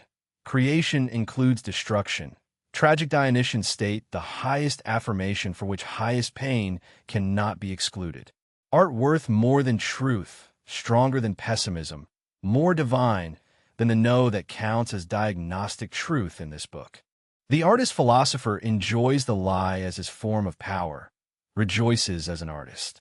Sequence of rank of higher men belongs beside this confession, becoming more beautiful as necessary consequence of enhancement of strength, against the scientific prejudice that would make knowledge the supreme power. The force that forms, shapes, invents, outranks reverence for truth. Once one knows, we have created the world that possesses values. Art prepares and counters nihilism. Romanticism prepared the guest. Dionysian art answers with yes. The laboratory here is continuous with birth of tragedy's recovered terms and with Twilight's skirmishes on art. Not a return to Bayreuth, but reclaiming appearance as ascending life's stimulant against Christian Buddhist denial. Art, truth, appearance will, more primeval. Tragic Dionysian includes pain. Metaphysical activity, life's task, artist-philosopher's power lie. Against denial, anti-nihilist counterforce, beauty with strength. Quote, art and nothing but art. It is the great means of making life possible, the great seduction to life, the great stimulant of life. Art is worth more than truth. Reason, logic, categories, schematize chaos. Substance, subject, object, being, becoming. Nothing to do with metaphysical truths, abbreviations. The powerful made names of things into law. Among the powerful, greatest artists in abstraction created the categories. A morality, a mode of living tried and proved, at length enters consciousness as law, dominating. Related values enter. Becomes venerable, unassailable, holy, true. Origin forgotten. Sign it has become master. Exactly the same could have happened with categories of reason. Prevailed through relative utility. Collected, raised to consciousness as a whole. Commanded, counted as a priori, beyond experience, irrefutable. Yet perhaps represent nothing more than expediency of a certain race and species. Their utility alone is their truth. Not to know, but to schematize. Impose upon chaos as much regularity and form as practical needs require. In formation of reason, logic, categories, need was authoritative. Need not to know, but to subsume, schematize for intelligibility and calculation, making similar, equal, same process every sense impression goes through. No pre-existing idea. Utilitarian fact that only when we see things coarsely and made equal do they become calculable and usable. Finality in reason and effect, not a cause. Categories, truths, only as conditions of life for us. As Euclidean space, a conditional truth. Since no necessity that men exist, reason as well as Euclidean space, a mere idiosyncrasy of a certain species of animal. Subjective compulsion, not to contradict, is biological compulsion. Instinct for utility of inferring as we do. Naivete to extract proof of truth in itself. Not being able to contradict is proof of incapacity, not of truth. Unable to affirm and deny one and the same thing. Subjective empirical law, not necessity, but inability. If Aristotle's law of contradiction, most certain of principles, consider presuppositions. Either asserts something about actuality already known from another source, or means opposite attributes should not be ascribed. Then logic and imperative, not to know the true, but to posit and arrange a world that shall be called true by us. Question open. Are axioms of logic adequate to reality, or means and measure for us to create reality, the concept reality, for ourselves? Affirming the former requires previous knowledge of being, not the case. Proposition contains no criterion of truth, but an imperative concerning what should count as true. Supposing no self-identical A as presupposed by logic and mathematics, A already mere appearance, logic would have merely apparent world as condition. Belief in things precondition of belief in logic. Schematize, not know. Utility of equalizing. Categories as species expediency. Logic as imperative. Arrange a world called true, not criterion of being. As appearance. Belief in things conditions belief in logic. Quote, not to know, but to schematize, to impose upon chaos as much regularity and form as our practical needs require. The categories are truths only in the sense that they are conditions of life for us. Their utility alone is their truth. Quote, logic would be an imperative, not to know the true, but to posit and arrange a world that shall be called true by us. The proposition, therefore, contains no criterion of truth, but an imperative concerning that which should count as true. Metaphysical need and abolishing the true world. Being, no idea apart from living. How can anything dead be? Soul, ego posited as primeval fact and introduced everywhere there is becoming. Science today resigned to the apparent world, real world. We have no organ for knowing it. By what organ posit even this antithesis? That a world accessible to our organs is understood dependent upon them, subjectively conditioned, is not to say an objective world is possible. Who compels us to think subjectivity real, essential? The in itself an absurd conception, constitution in itself nonsense. We possess being thing only as relational concepts.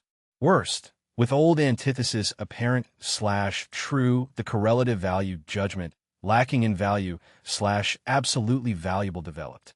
Apparent world, not counted valuable. Appearance supposed objection to supreme value. Only true world valuable in itself. Prejudice of prejudices. Firstly, possible that true constitution of things so hostile to presuppositions of life that we needed appearance in order to live, as in marriage. Empirical world determined by instincts of self-preservation, even regarding limits of knowledge. Regard as true, good, valuable what serves preservation of the species. We possess no categories to distinguish true from apparent world. Assuming true world, it could still be less valuable for us. Quantum of illusion might be higher rank for preservation. Correlation of degrees of value and degrees of reality, a metaphysical postulate from presupposition that we know order of rank of values as moral order. Only then is truth necessarily part of definition of highest values. Cardinal importance, abolish the true world. Great inspirer of doubt and devaluator of the world we are. Most dangerous attempt yet to assassinate life. War on all presuppositions on which one invented a true world. Among them, that moral values are supreme values. Supremacy of moral valuation refuted if shown consequence of an immoral valuation. Special case of actual immorality. Reduced to appearance, cease to have right to condemn appearance. Will to truth investigated psychologically. Not a moral force, but form of the will to power, proved by showing it employs every immoral means. Metaphysicians above all. Testing assertion that moral values are supreme. Method attained only when all moral prejudices overcome. Victory over morality. Aberration of philosophy. Instead of seeing in logic and categories means toward adjustment of world for utilitarian ends. Expedient falsification. One believed one possessed in them criterion of truth and reality. Abolish true world. Assassin of this life. Appearance may be higher for preservation. Will to truth equals will to power. Immoral means victory over morality for method. No organ for in itself. Relational concepts only. value/reality correlation is moral prejudice. Quote, "It is of cardinal importance that one should abolish the true world. It is the great inspirer of doubt and devaluator in respect of the world we are. It has been our most dangerous attempt yet to assassinate life." Quote, "The will to truth would then have to be investigated psychologically. It is not a moral force, but a form of the will to power. Method in investigation is attained only when all moral prejudices have been overcome. It represents a victory over morality. Society, state, organized immorality.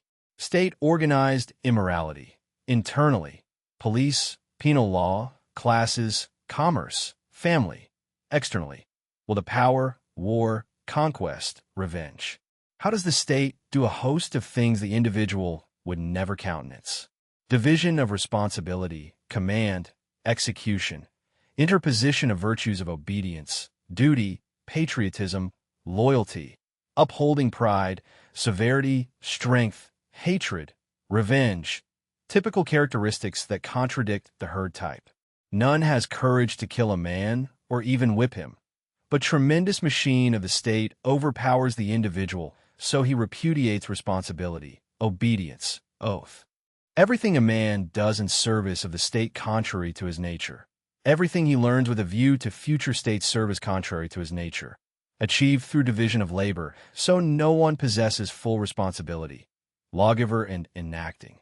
Teacher of discipline and those hardened under it. Division of labor among the affects within society. Individuals and classes produce incomplete but more useful kind of soul. Certain affects remain rudimentary, so another develops more strongly. Justification of morality. Economic. Exploit individual strength. Prevent squandering of everything exceptional. Aesthetic. Formation of firm types. Pleasure in one's own type. Political. Art of enduring tremendous tension between differing degrees of power. Physiological. Pretended high evaluation in favor of underprivileged or mediocre for preservation of the weak.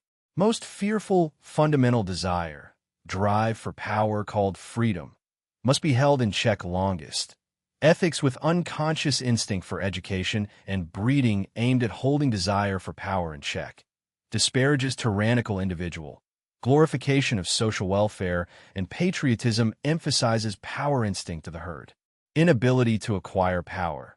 Hypocrisy and shrewdness as obedience, duty, morality, submission, devotion, love, fatalism, resignation, objectivity, self-tyranny, stoicism, asceticism, sanctification, criticism, pessimism, indignation, beautiful soul, virtue, detachment, insight into inability disguised as disdain, need to exercise some sort of power nonetheless or create temporary appearance of power as intoxication. Men who want power for happiness power provides. Political parties. Ambitious who want power even with disadvantages. Those who want power merely lest it fall into other hands. Critique of justice and equality before the law. What's supposed abolished? Tension, enmity, hatred, error to suppose happiness increased. Corsicans enjoy more happiness than continentals. Reciprocity, hidden intention to claim reward, insidious diminution of value of man, brings equality that depreciates distancing gulf as immoral. State as organized immorality, division of responsibility, oath against nature. Morality's justifications, economic, aesthetic, political, physiological for the weak. Freedom as power drive, herd ethics checks it, inability as beautiful soul. Quote, "The state organized immorality, internally, as police, penal law, classes, commerce, family, externally, as will to power, to war, to conquest, to revenge. Everything a man does in the service of the state is contrary to his nature."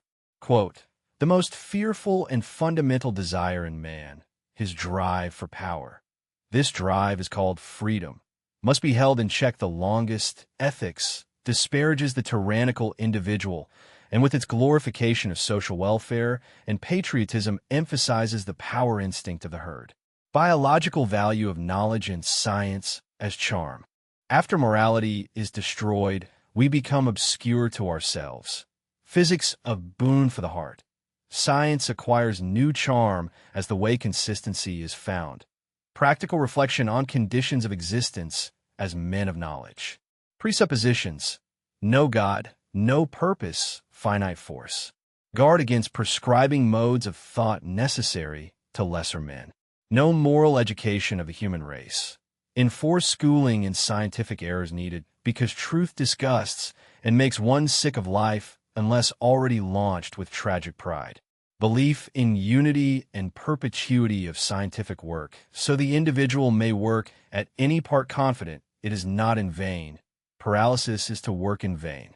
Accumulative epochs discover force and means of power the future will use. Science an intermediary station where more complicated natures find discharge and avoid action. Philosopher recuperates with nihilism. Belief that there is no truth at all. Great relaxation for warrior of knowledge fighting ugly truths. For truth is ugly. Meaninglessness of events. Consequence of insight into falsity of previous interpretations. Generalization of discouragement, not necessary belief. Immodesty. Deny meaning where one sees none. No limit to ways the world can be interpreted. Every interpretation symptom of growth or decline. Inertia needs unity. Monism. Plurality of interpretations a sign of strength. Not to deprive the world of its disturbing and enigmatic character. Perspective world for eye, tongue, ear very false against finer apparatus. More superficially conceived, more valuable, definite, beautiful. Deeper one looks, valuations disappear. Meaninglessness approaches. We have created the world that possesses values. Reverence for truth, already consequence of an illusion. Value more than truth the force that forms, simplifies, shapes, invents. Against peaceableness and desire for reconciliation, attempt at monism belongs here. Biological value of knowledge. Not knowledge for its own sake, but as means of the will to power. Schematizing chaos. Making equal, calculating. Science emptied causality of content, retained as formula of equation. Indifference which side is cause. Mechanistic theory, already translation into sense language. The will to power as knowledge thus joins the will to power as life and as art. Interpretation all the way down. Method over picturesque truth. Appearance and forming force over the true world's assassination of this life. Science after morality. Charm of consistency. Ugly truth. Tragic pride. Plural interpretations. Strength. Monism as inertia and peaceableness. Force that forms. Truth. We created the valuable world. Quote, belief that there is no truth at all, the nihilistic belief, is a great relaxation for one who, as a warrior of knowledge, is ceaselessly fighting ugly truths. For truth is ugly. Quote, we have created the world that possesses values. Knowing this, we know, too, that reverence for truth is already the consequence of an illusion, and that one should value more than truth the force that forms, simplifies, shapes, invents. Gathering formula. Interpretation all the way down. Book 3's principles gather under one formula without becoming a system. Knowledge is perspectival method and schematizing of chaos. Subject as fiction and multiplicity. Causalism emptied. True world abolished as assassin of this life. Will to truth as will to power. Life as enduring establishment of force and discharge against resistances. Preservation refused as cardinal drive. Values on a mensural scale of force. Society as organized immorality and division of responsibility. Art as stimulant worth more than truth. Every center of force wills to grow stronger.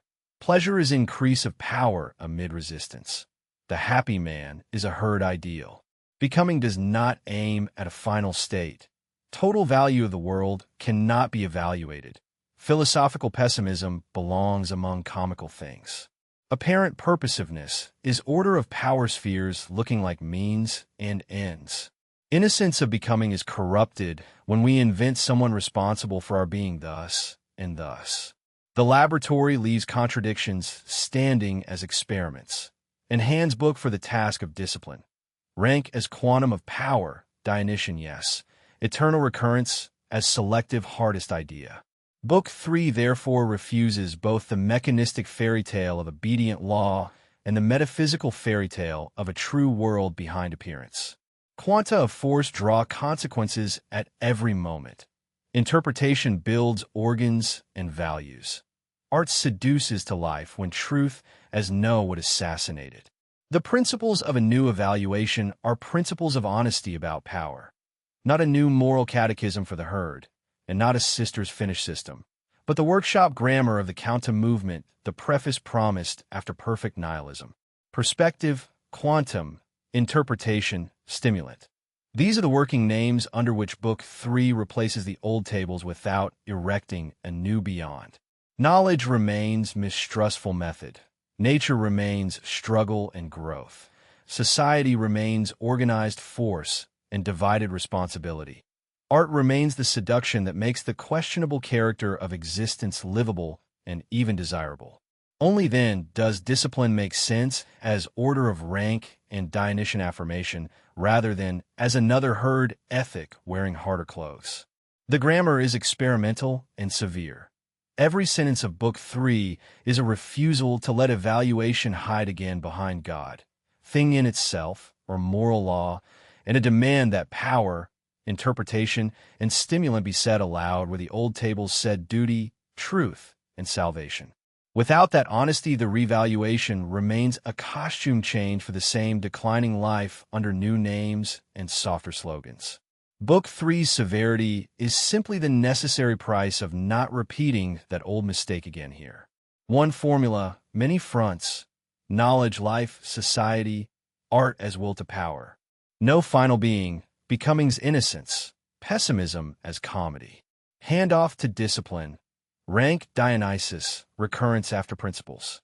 Quote, life is will to power. The will to power interprets. The organic process constantly presupposes interpretations. Quote, there is no law. Every power draws its ultimate consequence at every moment. That is why I call it quantum of will to power. Book 4, Discipline and Breeding. Kaufman warns, very few notes deal with breeding.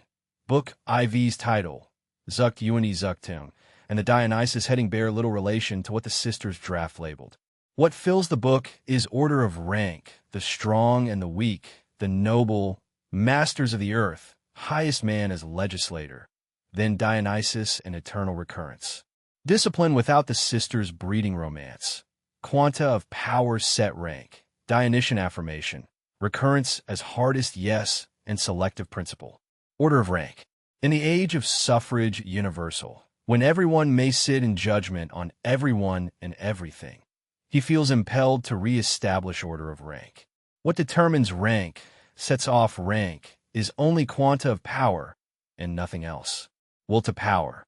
How those must be constituted who take upon themselves the revaluation. Order of rank as order of power.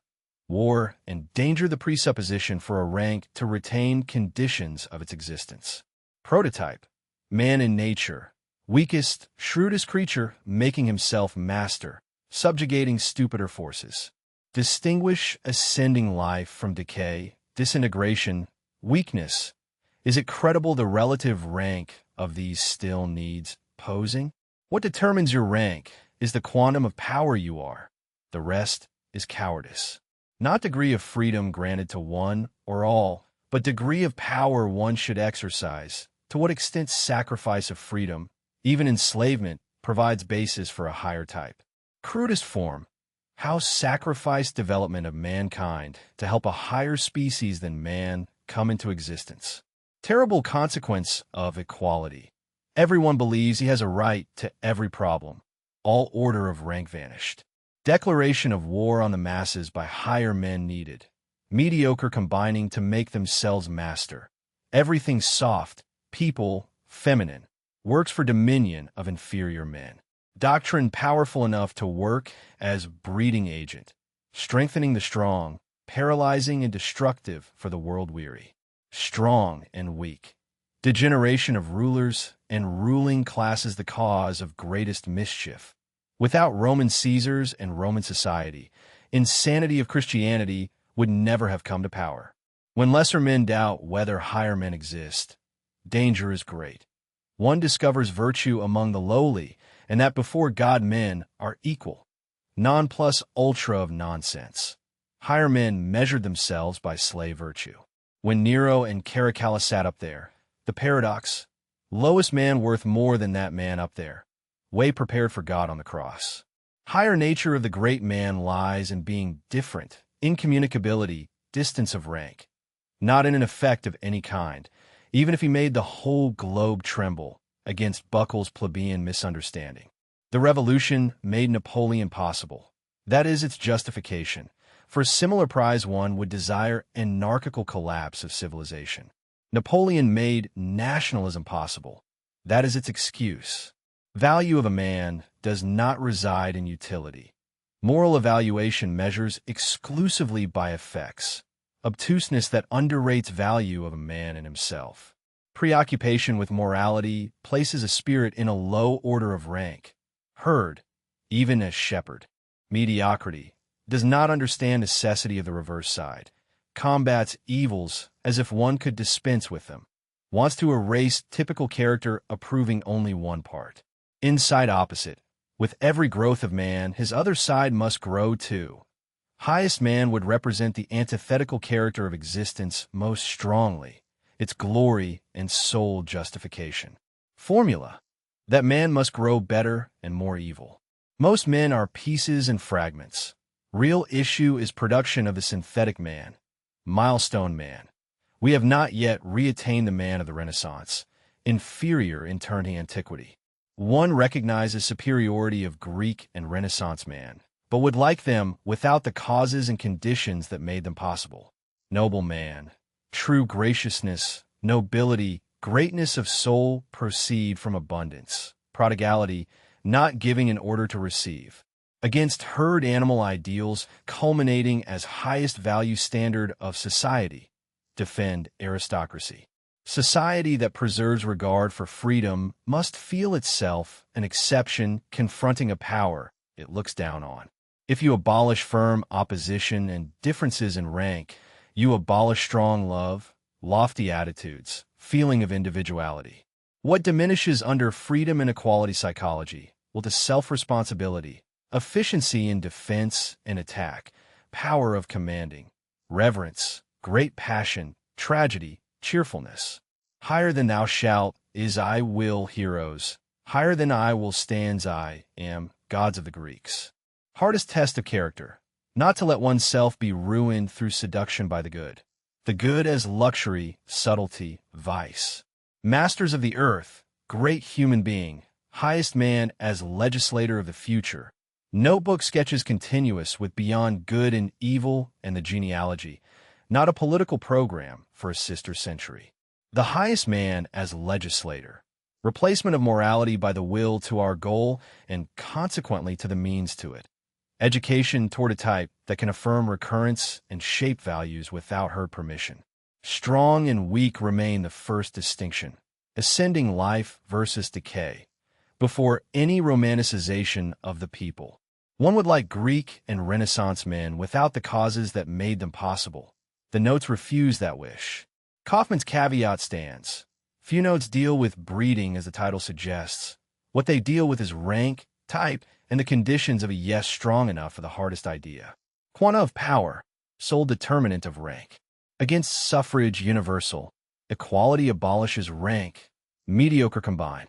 Higher type, power exercised, not freedom distributed equally. Quote, in the age of suffrage universal, when everyone may sit in judgment on everyone and everything, I feel impelled to re-establish order of rank. Quote, what determines rank, sets off rank, is only quanta of power and nothing else. What determines your rank is the quantum of power you are. The rest is cowardice. Quote, The higher nature of the great man lies in being different, in communicability, in distance of rank, not in an effect of any kind, even if he made the whole globe tremble. Quote, that man must grow better and more evil is my formula for this inevitability. The real issue is the production of the synthetic man. We have not yet reattained the man of the Renaissance, and the man of the Renaissance, in turn, is inferior to the man of antiquity. The great human being, a great man, constructed and invented in the grand style, long logic in all activity, hard to survey because of its length, ability to extend will across great stretches of life and despise everything petty, including the fairest divinest things. Colder, harder, less hesitating, without fear of opinion, lacks virtues of respectability and herd virtue. If he cannot lead, he goes alone. Wants no sympathetic heart, but servants, tools, always intent on making something out of men. Incommunicable, wears a mask when not speaking to himself. Rather lies than tells the truth. It requires more spirit and will. Solitude inaccessible to praise or blame. Necessarily a skeptic, need not appear one freedom from any kind of conviction part of strength of will. Great passion takes intellect into service, has courage for unholy means, permits its self-convictions, but does not submit to them. Need for faith, for anything unconditional in yes and no, proof of weakness. Man of faith, a small type. Unbelief is instinct precondition of greatness. Highest man, greatest multiplicity of drives and relatively greatest strength that can be endured. Where plant man shows strongest, instincts conflict powerfully, but are controlled, Shakespeare. In great men specific qualities of life, injustice, falsehood, exploitation, at their greatest. Essence misunderstood as goodness, Carlyle. Great man has cost so much, forebears paid the price through renunciation, struggle, work. Heredity a false concept if taken as miracle. Time coming when politics will have a different meaning. Artists upon man himself. Notes on breeding and annihilation of failure stand here as laboratory heat, not as the Sisters program. Read against Kaufman's warning that Book IV's title overpromises breeding. Grand style. Long will coldness mask tools not sympathy. Skepticism as strength, convictions as means, not masters. Multiplicity of drives, tension controlled, cost paid by lineage of force. Quote, a great man, a man whom nature has constructed and invented in the grand style. He wants no sympathetic heart, but servants, tools. When not speaking to himself, he wears a mask. He rather lies than tells the truth. It requires more spirit and will. Quote, the need for faith, for anything unconditional in yes and no, is a proof of weakness. Hence freedom of spirit. And unbelief as an instinct is a precondition of greatness. Dionysus, new path to a yes. Philosophy as voluntary quest for even the most detested and notorious sides of existence. Wandering through ice and wilderness. Hidden history of philosophy, psychology of its great names. How much truth can a spirit endure? How much truth does a spirit dare? Real standard of value. Error is cowardice. Every achievement of knowledge consequence of courage, severity, cleanliness toward oneself. Experimental philosophy anticipates even fundamental nihilism, but does not halt at negation. It wants to cross to the opposite, Dionysian affirmation of the world as it is, without subtraction, exception, or selection, eternal circulation. Same things, same logic and illogic of entanglements. Highest state a philosopher can attain, to stand in a Dionysian relationship to existence, formula, amor fati. Perceive not merely necessity of sides hitherto denied, but their desirability, for their own sake, as more powerful, fruitful, truer sides. Depreciate the side alone affirmed hitherto, instinct of the suffering, of the herd, of the majority against exceptions.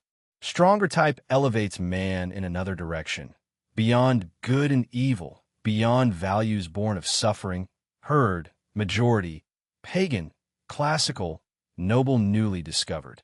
Dionysian means urge to unity, reaching beyond personality, everyday, society, reality, across the abyss of transitoriness, passionate, painful, overflowing, ecstatic affirmation of the total character of life as that which remains the same through all change, pantheistic sharing of joy and sorrow that sanctifies even the most terrible and questionable, eternal will to procreation, fruitfulness, recurrence, necessary unity of creation and destruction. Apollinian, urge to perfect self-sufficiency, typical individual, what simplifies, distinguishes, makes strong, clear, unambiguous, freedom under the law. Greek bravery, struggle with Asiaticism, beauty not given but conquered. Anti-metaphysical view of the world, yes, but an artistic one. Apollo's deception, eternity of beautiful form. Dionysus, sensuality and cruelty, transitoriness as enjoyment of productive and destructive force. Sexuality, lust to rule, pleasure in appearance and deception, joyful gratitude. Essence of pagan cults with good conscience. A more fatty, Dionysian yes to the world as it is, eternal circulation. Dionysian/Apollinian, overflowing unity versus measure and form, both needed. Standard of value, how much truth a spirit dares. Quote, experimental philosophy as I live anticipates experimentally even the possibilities of the most fundamental nihilism, but this does not mean that it must halt at a negation. It wants rather to cross over to the opposite of this, to a Dionysian affirmation of the world as it is, without subtraction, exception, or selection. It wants the eternal circulation, the highest state a philosopher can attain, to stand in a Dionysian relationship to existence. My formula for this is a more fatty. Quote, the word Dionysian means an urge to unity, an ecstatic affirmation of the total character of life as that which remains the same, the eternal will to procreation, to fruitfulness, to recurrence, the feeling of the necessary unity of creation and destruction, the eternal recurrence. Prophecy outline, presentation of the doctrine and theoretical presuppositions, proof, probable consequences of its being believed. It makes everything break open, means of enduring it, means of disposing of it, place in history as midpoint. Two greatest German philosophical points of view, becoming/development and value of existence, brought together. Everything becomes and recurs eternally. Escape impossible. Idea of recurrence as selective principle in the service of strength. Hardest idea, if not prevented by revaluation of all values. Means of enduring. Freedom from morality. New means against pain. Pain as tool, father of pleasure. Enjoyment of uncertainty. Experimentalism as counterweight to extreme fatalism. Abolition of necessity, of knowledge in itself. Greatest elevation of consciousness of strength as he creates the overman. Mechanistic and Platonic extremes reconciled in eternal recurrence as ideals. If the world had a goal, it must have been reached. If a final state, reached. If capable of pausing into being, becoming would long since have ended. Fact of spirit as form of becoming proves the world has no goal, no final state, is incapable of being. Old habit of associating goal and creative God, so powerful one must not think aimlessness as intended. Longing that the old God still lives, Spinoza's Deus Sive Natura. Scientific spirit. World as force may not be thought unlimited. World lacks capacity for eternal novelty. Law of conservation of energy demands eternal recurrence. Equilibrium never reached proves it impossible. Shape of space cause of eternal movement. Measure of force fixed, essence in flux. Change belongs to essence, therefore temporality. Ripeness of man for this idea. Period of greatest danger. Foundation of an oligarchy above peoples and their interests. Education to a universally human politics. Counterpart of Jesuitism. Appear in the prophecy sketch as historical placement. Midpoint. Means of enduring if the idea is believed. Revaluation. No longer joy in certainty, but in uncertainty. No longer cause and effect, but the continually creative. No longer will the preservation, but the power. No longer everything is merely subjective, but it is also our work. Let us be proud of it. Recurrence is not a comfort for the herd. It is the thought that breaks open, selects, and demands the revaluation. The notebooks attempt proofs, the finished works mostly refuse to systematize. Kaufman was right that Schlechter's nothing new fails here. Force of constant size forbids infinite novelty of forms. Longing for eternal novelty is still religious longing that the old God lives. Equilibrium never attained proves impossibility of rest, timelessness rejected. At any precise moment, the absolute conditionality of a new distribution of forces is given. Force cannot stand still. Hardest idea. Selective. Requires revaluation to endure. No goal / no final being. Conservation of energy recurrence. Means of enduring. Experimentalism, freedom from morality, a more fatty. Quote, everything becomes and recurs eternally. Escape is impossible. Supposing we could judge value, what follows? The idea of recurrence as a selective principle in the service of strength. Quote, to endure the idea of the recurrence one needs freedom from morality, new means against the fact of pain, the enjoyment of all kinds of uncertainty, experimentalism as a counterweight to this extreme fatalism. Greatest elevation of the consciousness of strength in man, as he creates the overman. Quote, the law of the conservation of energy demands eternal recurrence. Strong, weak, masters, legislators. Ascending life versus decay, disintegration, weakness, relative rank of these types does not still need posing once the diagnostics are clear. Degeneration of rulers prepared Christianity's power. When Nero and Caracalla sat up there, the paradox that the lowest is worth more prepared the God on the cross. Higher nature, difference, incommunicability, distance of rank, not mass effect. Revolution's justification, Napoleon. Nationalism's excuse, Napoleon. Value, not utility. Moral evaluation's obtuseness measures only effects. Preoccupation with morality places spirit in low rank. Herd, even as shepherd. Mediocrity combats evils as if dispensable. Insight opposite. Man must grow better and more evil. Synthetic man the issue. Renaissance and antiquity unfinished attainments. One wants Greek and Renaissance men without causes that made them possible. Refused. Noble, graciousness from abundance. Aristocracy against herd animal ideals as cosmic standard. Freedom requires exception, confronting a power looked down on.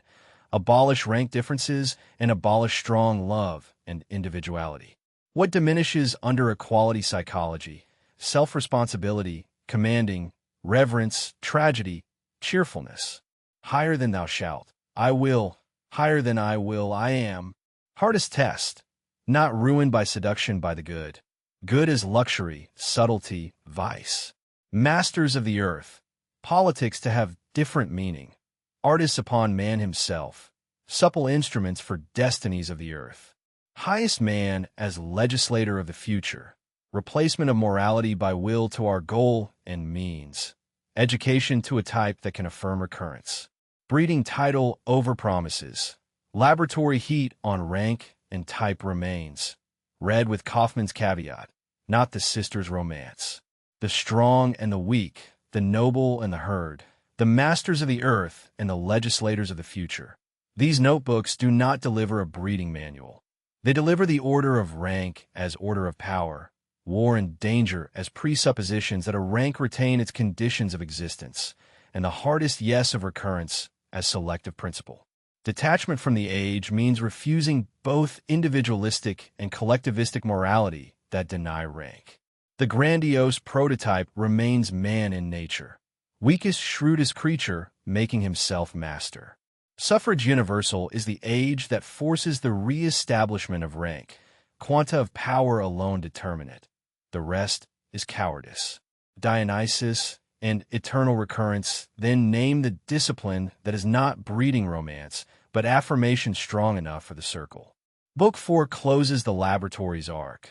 From nihilism's door through critique of highest values and principles of new evaluation to the yes that can endure recurrence.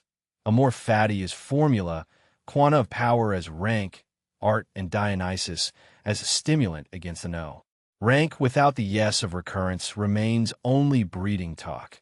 Recurrence without rank remains only a doom for the weary. Ascending versus decaying. First distinction before people romance. Noble abundance.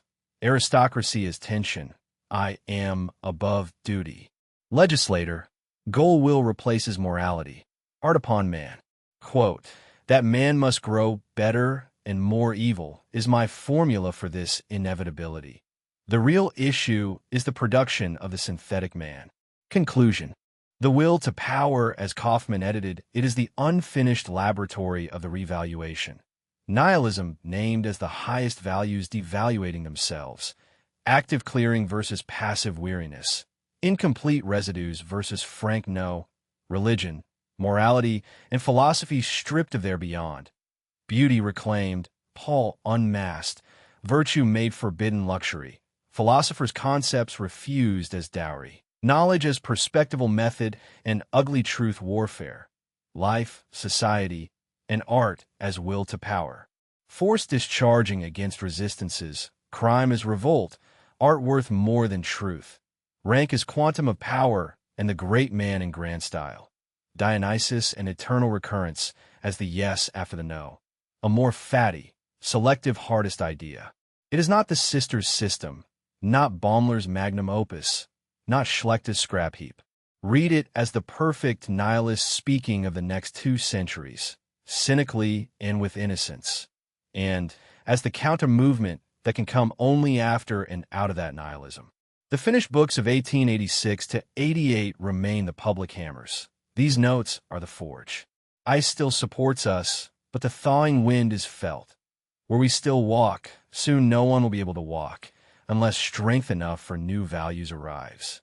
What remains for the reader is the experimental task Nietzsche left, to find out what the old values were really worth, and to require, sometime, new ones, without mistaking editorial headings for his architecture, and without fleeing into either cult or discard. Key persons discussed. Friedrich Nietzsche, perfect nihilist of the preface, experimental philosopher of ice and wilderness, author of the notes, not of the sister's system. Elizabeth Forster Nietzsche, publisher and myth-maker of the crowning systematic will to power. Walter Kaufman / R.J. Hollingdale, translator-editors of the vintage arrangement followed here. Kaufman's introduction refuses both myths. Carl Schlechter, post-war discard myth, nothing new. Answered by Book 1, Epistemology, Recurrence Proofs. Alfred Baumler, Nazi appropriator of the philosophical magnum opus. Kant / Plato / Socrates / Spinoza / Kant / Wagner / Dostoevsky / Napoleon / Goethe. Recurrent interlocutors and foils across the notes. Key works discussed. The Will to Power, Notes 1880s, arranged 1906 / 1911. Kaufman / Hollingdale vintage 1968. Beyond Good and Evil, On the Genealogy of Morals, The Gay Science v. 1888 Cluster, Twilight, Antichrist, Ecce Homo Finished Counterparts. The Birth of Tragedy, Apollinian / Dionysian recovered and radicalized in Book 4. Planned revaluation of all values. Continuous work of which Antichrist was briefly Book 1. Index of key concepts. Nihilism. Highest values devaluate themselves. Aim lacking. Why? Finds no answer. Rooted in Christian moral interpretation, not mere social distress. Radical versus incomplete. Socialism, positivism, humanity cult as residues. Active versus passive. Advent necessary. History of the next 2 centuries. Rules out blaming poverty or degeneration alone and treating nihilism as mere mood. Will to Power. Title of the counter-movement and revaluation. Also formula for life, interpretation, art, and quanta of force. Every power draws its ultimate consequence. Not self-preservation, but growth, violation, defense. Organizes Books 3, 4's Principles of a New Evaluation. Rules out reading it as a single political blueprint or sister's systematic metaphysics. Revaluation of all values. Task that presupposes perfect nihilism and can come only after and out of it. Subtitle of title page drafts. Finding out what old values were really worth, requiring new ones. Rules out reformist patching of Christian moral tables while keeping their soil. Christian moral interpretation. Particular interpretation in which European nihilism is rooted. Truthfulness turns against Christian falseness until God is truth, rebounds as all is false. Residues persist in science, socialism, positivism. Rules out reducing Christianities into external attack alone. Paul/Church, tragic humor. Re-erects priesthood and eternal person egoism, Christ annulled. Church is what Jesus fought. Symbolic made crude. Immortality, transubstantiation, second person. Anti-paganism of the weak against classical happiness. Rules out identifying historical Christianity with the founder's way of life. Incomplete nihilism. Living amid the devaluation without abolishing old values. Keeping moral valuation while denying its God. More dangerous than frank destruction. Rules out mistaking progressive residues for overcoming. Active/passive nihilism. Active increased power of spirit as violent destruction. No of the deed. Passive, weary Buddhism that no longer attacks. Numbness in religious/moral/political disguise. Nihilism as normal condition. Ambiguous between strength and weakness. Rules out treating all nihilism as identical decline. Perspectivism. Knowledge and truth as species relative. Life-preserving errors. No true world. Perspectival appearance originating in us. Measure of strength. How far one endures the necessity of lies without perishing. Biology of the drive to knowledge. Rules out correspondence to thing in itself, epistemology, and dogmatic relativism as excuse for weakness. Subject/ego. Fiction of unity underlying impulses. Substratum we invent by making states similar. Possibly multiplicity. Aristocracy of cells. Belief in ego as oldest realism and soul superstition. Rules out substantial soul as cause of deeds. Method. Most valuable insights are methods. Victory of scientific method over science. Mistrustful ways once contemptible.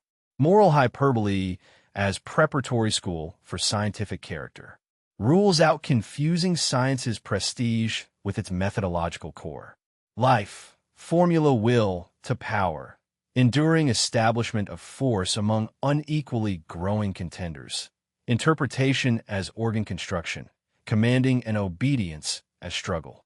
Against adaptation only biology and Plato's life calumniating good. Rules out self-preservation as the deepest drive. Quanta of power. What designates a force? Effects produced and resisted. Sole determinant of rank. Scale for a scientific order of values. Moral values apparent beside physiological. Rules out equality as metaphysical fact about persons. Order of rank. Re-established against suffrage universal. Order of power with war and dangerous conditions. Ascending versus decaying types. Not equal freedom, but degrees of power. Even sacrifice of freedom for a higher type. Rules out democratic right of everyone to every problem. Great man/synthetic man. Grand style long will, coldness, mask tools. Skepticism as strength of will. Multiplicity of conflicting drives controlled. Man must grow better and more evil. Renaissance and antiquity as unfinished attainments. Rules out measuring greatness by mass effect or herd utility. Herd/equal rights. Pity, consideration, moderation as in-group currency. Modern individualism as vulnerable vanity, demanding equality. Mediocre combining for mastery. Rules out reading the individual of late Europe as strength. Modernity, digestion, prestissimo influx of impressions, reactive talents, intermediaries and representatives, parasites of the spirit, histrionics and nationalist swindle. Force within over milieu. Rules out milieu determinism and mistaking reactivity for culture. Art, great seduction and stimulant of life. Superior counterforce to denial. Antinihilist par excellence. Redemption of knower, actor, sufferer. Will to appearance more profound than will to truth. Art worth more than truth. Rules out art as mere ornament or Wagnerian narcotic alone. Dionysus/Apollinian. Ecstatic affirmation of life's total character. Unity of creation and destruction. Recurrence. Versus measure. Form. Clear individual. Greek beauty conquered from Asiatic subsoil. Highest philosophical state. Dionysian relation to existence. Rules out reducing Dionysus to intoxication without the yes to the terrible. A more fatty. Formula for the highest state. Dionysian affirmation without subtraction. Desirability of sides hitherto denied. Experimental philosophy crossing nihilism to yes. Rules out stoic resignation or mere acceptance without enhancement. Eternal recurrence. Everything becomes and recurs. Escape impossible. Selective principle for strength. Hardest idea requiring revaluation to endure. Conservation of energy. No goal or final being. Experimentalism as counterweight to fatalism. Rules out both comfort eschatology and Schlechter's claim of nothing new. Editorial headings. Kaufman/German editors finding aids. Book titles. Discipline and Breeding Dionysus, not Nietzsche's finished architecture. 2 myths refused. Sister/Baumler system. Schlechter discard. Rules out citing TOC as Nietzsche's system or discarding the notes as worthless. Reading comprehension questions. What 2 false views of the will to power does Kaufman name? And why does he retain the systematic arrangement? How does the preface define the speaker and the titles counter movement?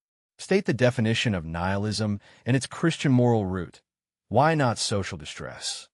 Distinguish active, passive, and incomplete nihilism and the transitional stage of meaninglessness. What is incomplete nihilism, and why is it dangerous? How does the modernity as digestion metaphor diagnose reactive talents and intermediaries? How does Book 2 reclaim beauty and sublimity? And what is religion as alteration to la personalite? What is Paul's tragic humor? And how does the church reverse Jesus' way of life? What is the immoralist refuse in the notes against remorse and guilt? How does virtue regain charm as forbidden luxury/virtue? Why are the most valuable insights methods? And how does perspectivism redefine truth? Give the formula for life and the critique of mechanistic law and the instinct of preservation. Why is truth ugly? And what should one value more than truth? How do society notes reframe crime and punishment? And what is the paradox of modern individualism plus equal rights? Why is art worth more than truth in the anti-nihilist accounting? What alone determines order of rank, and against what political age is it reasserted?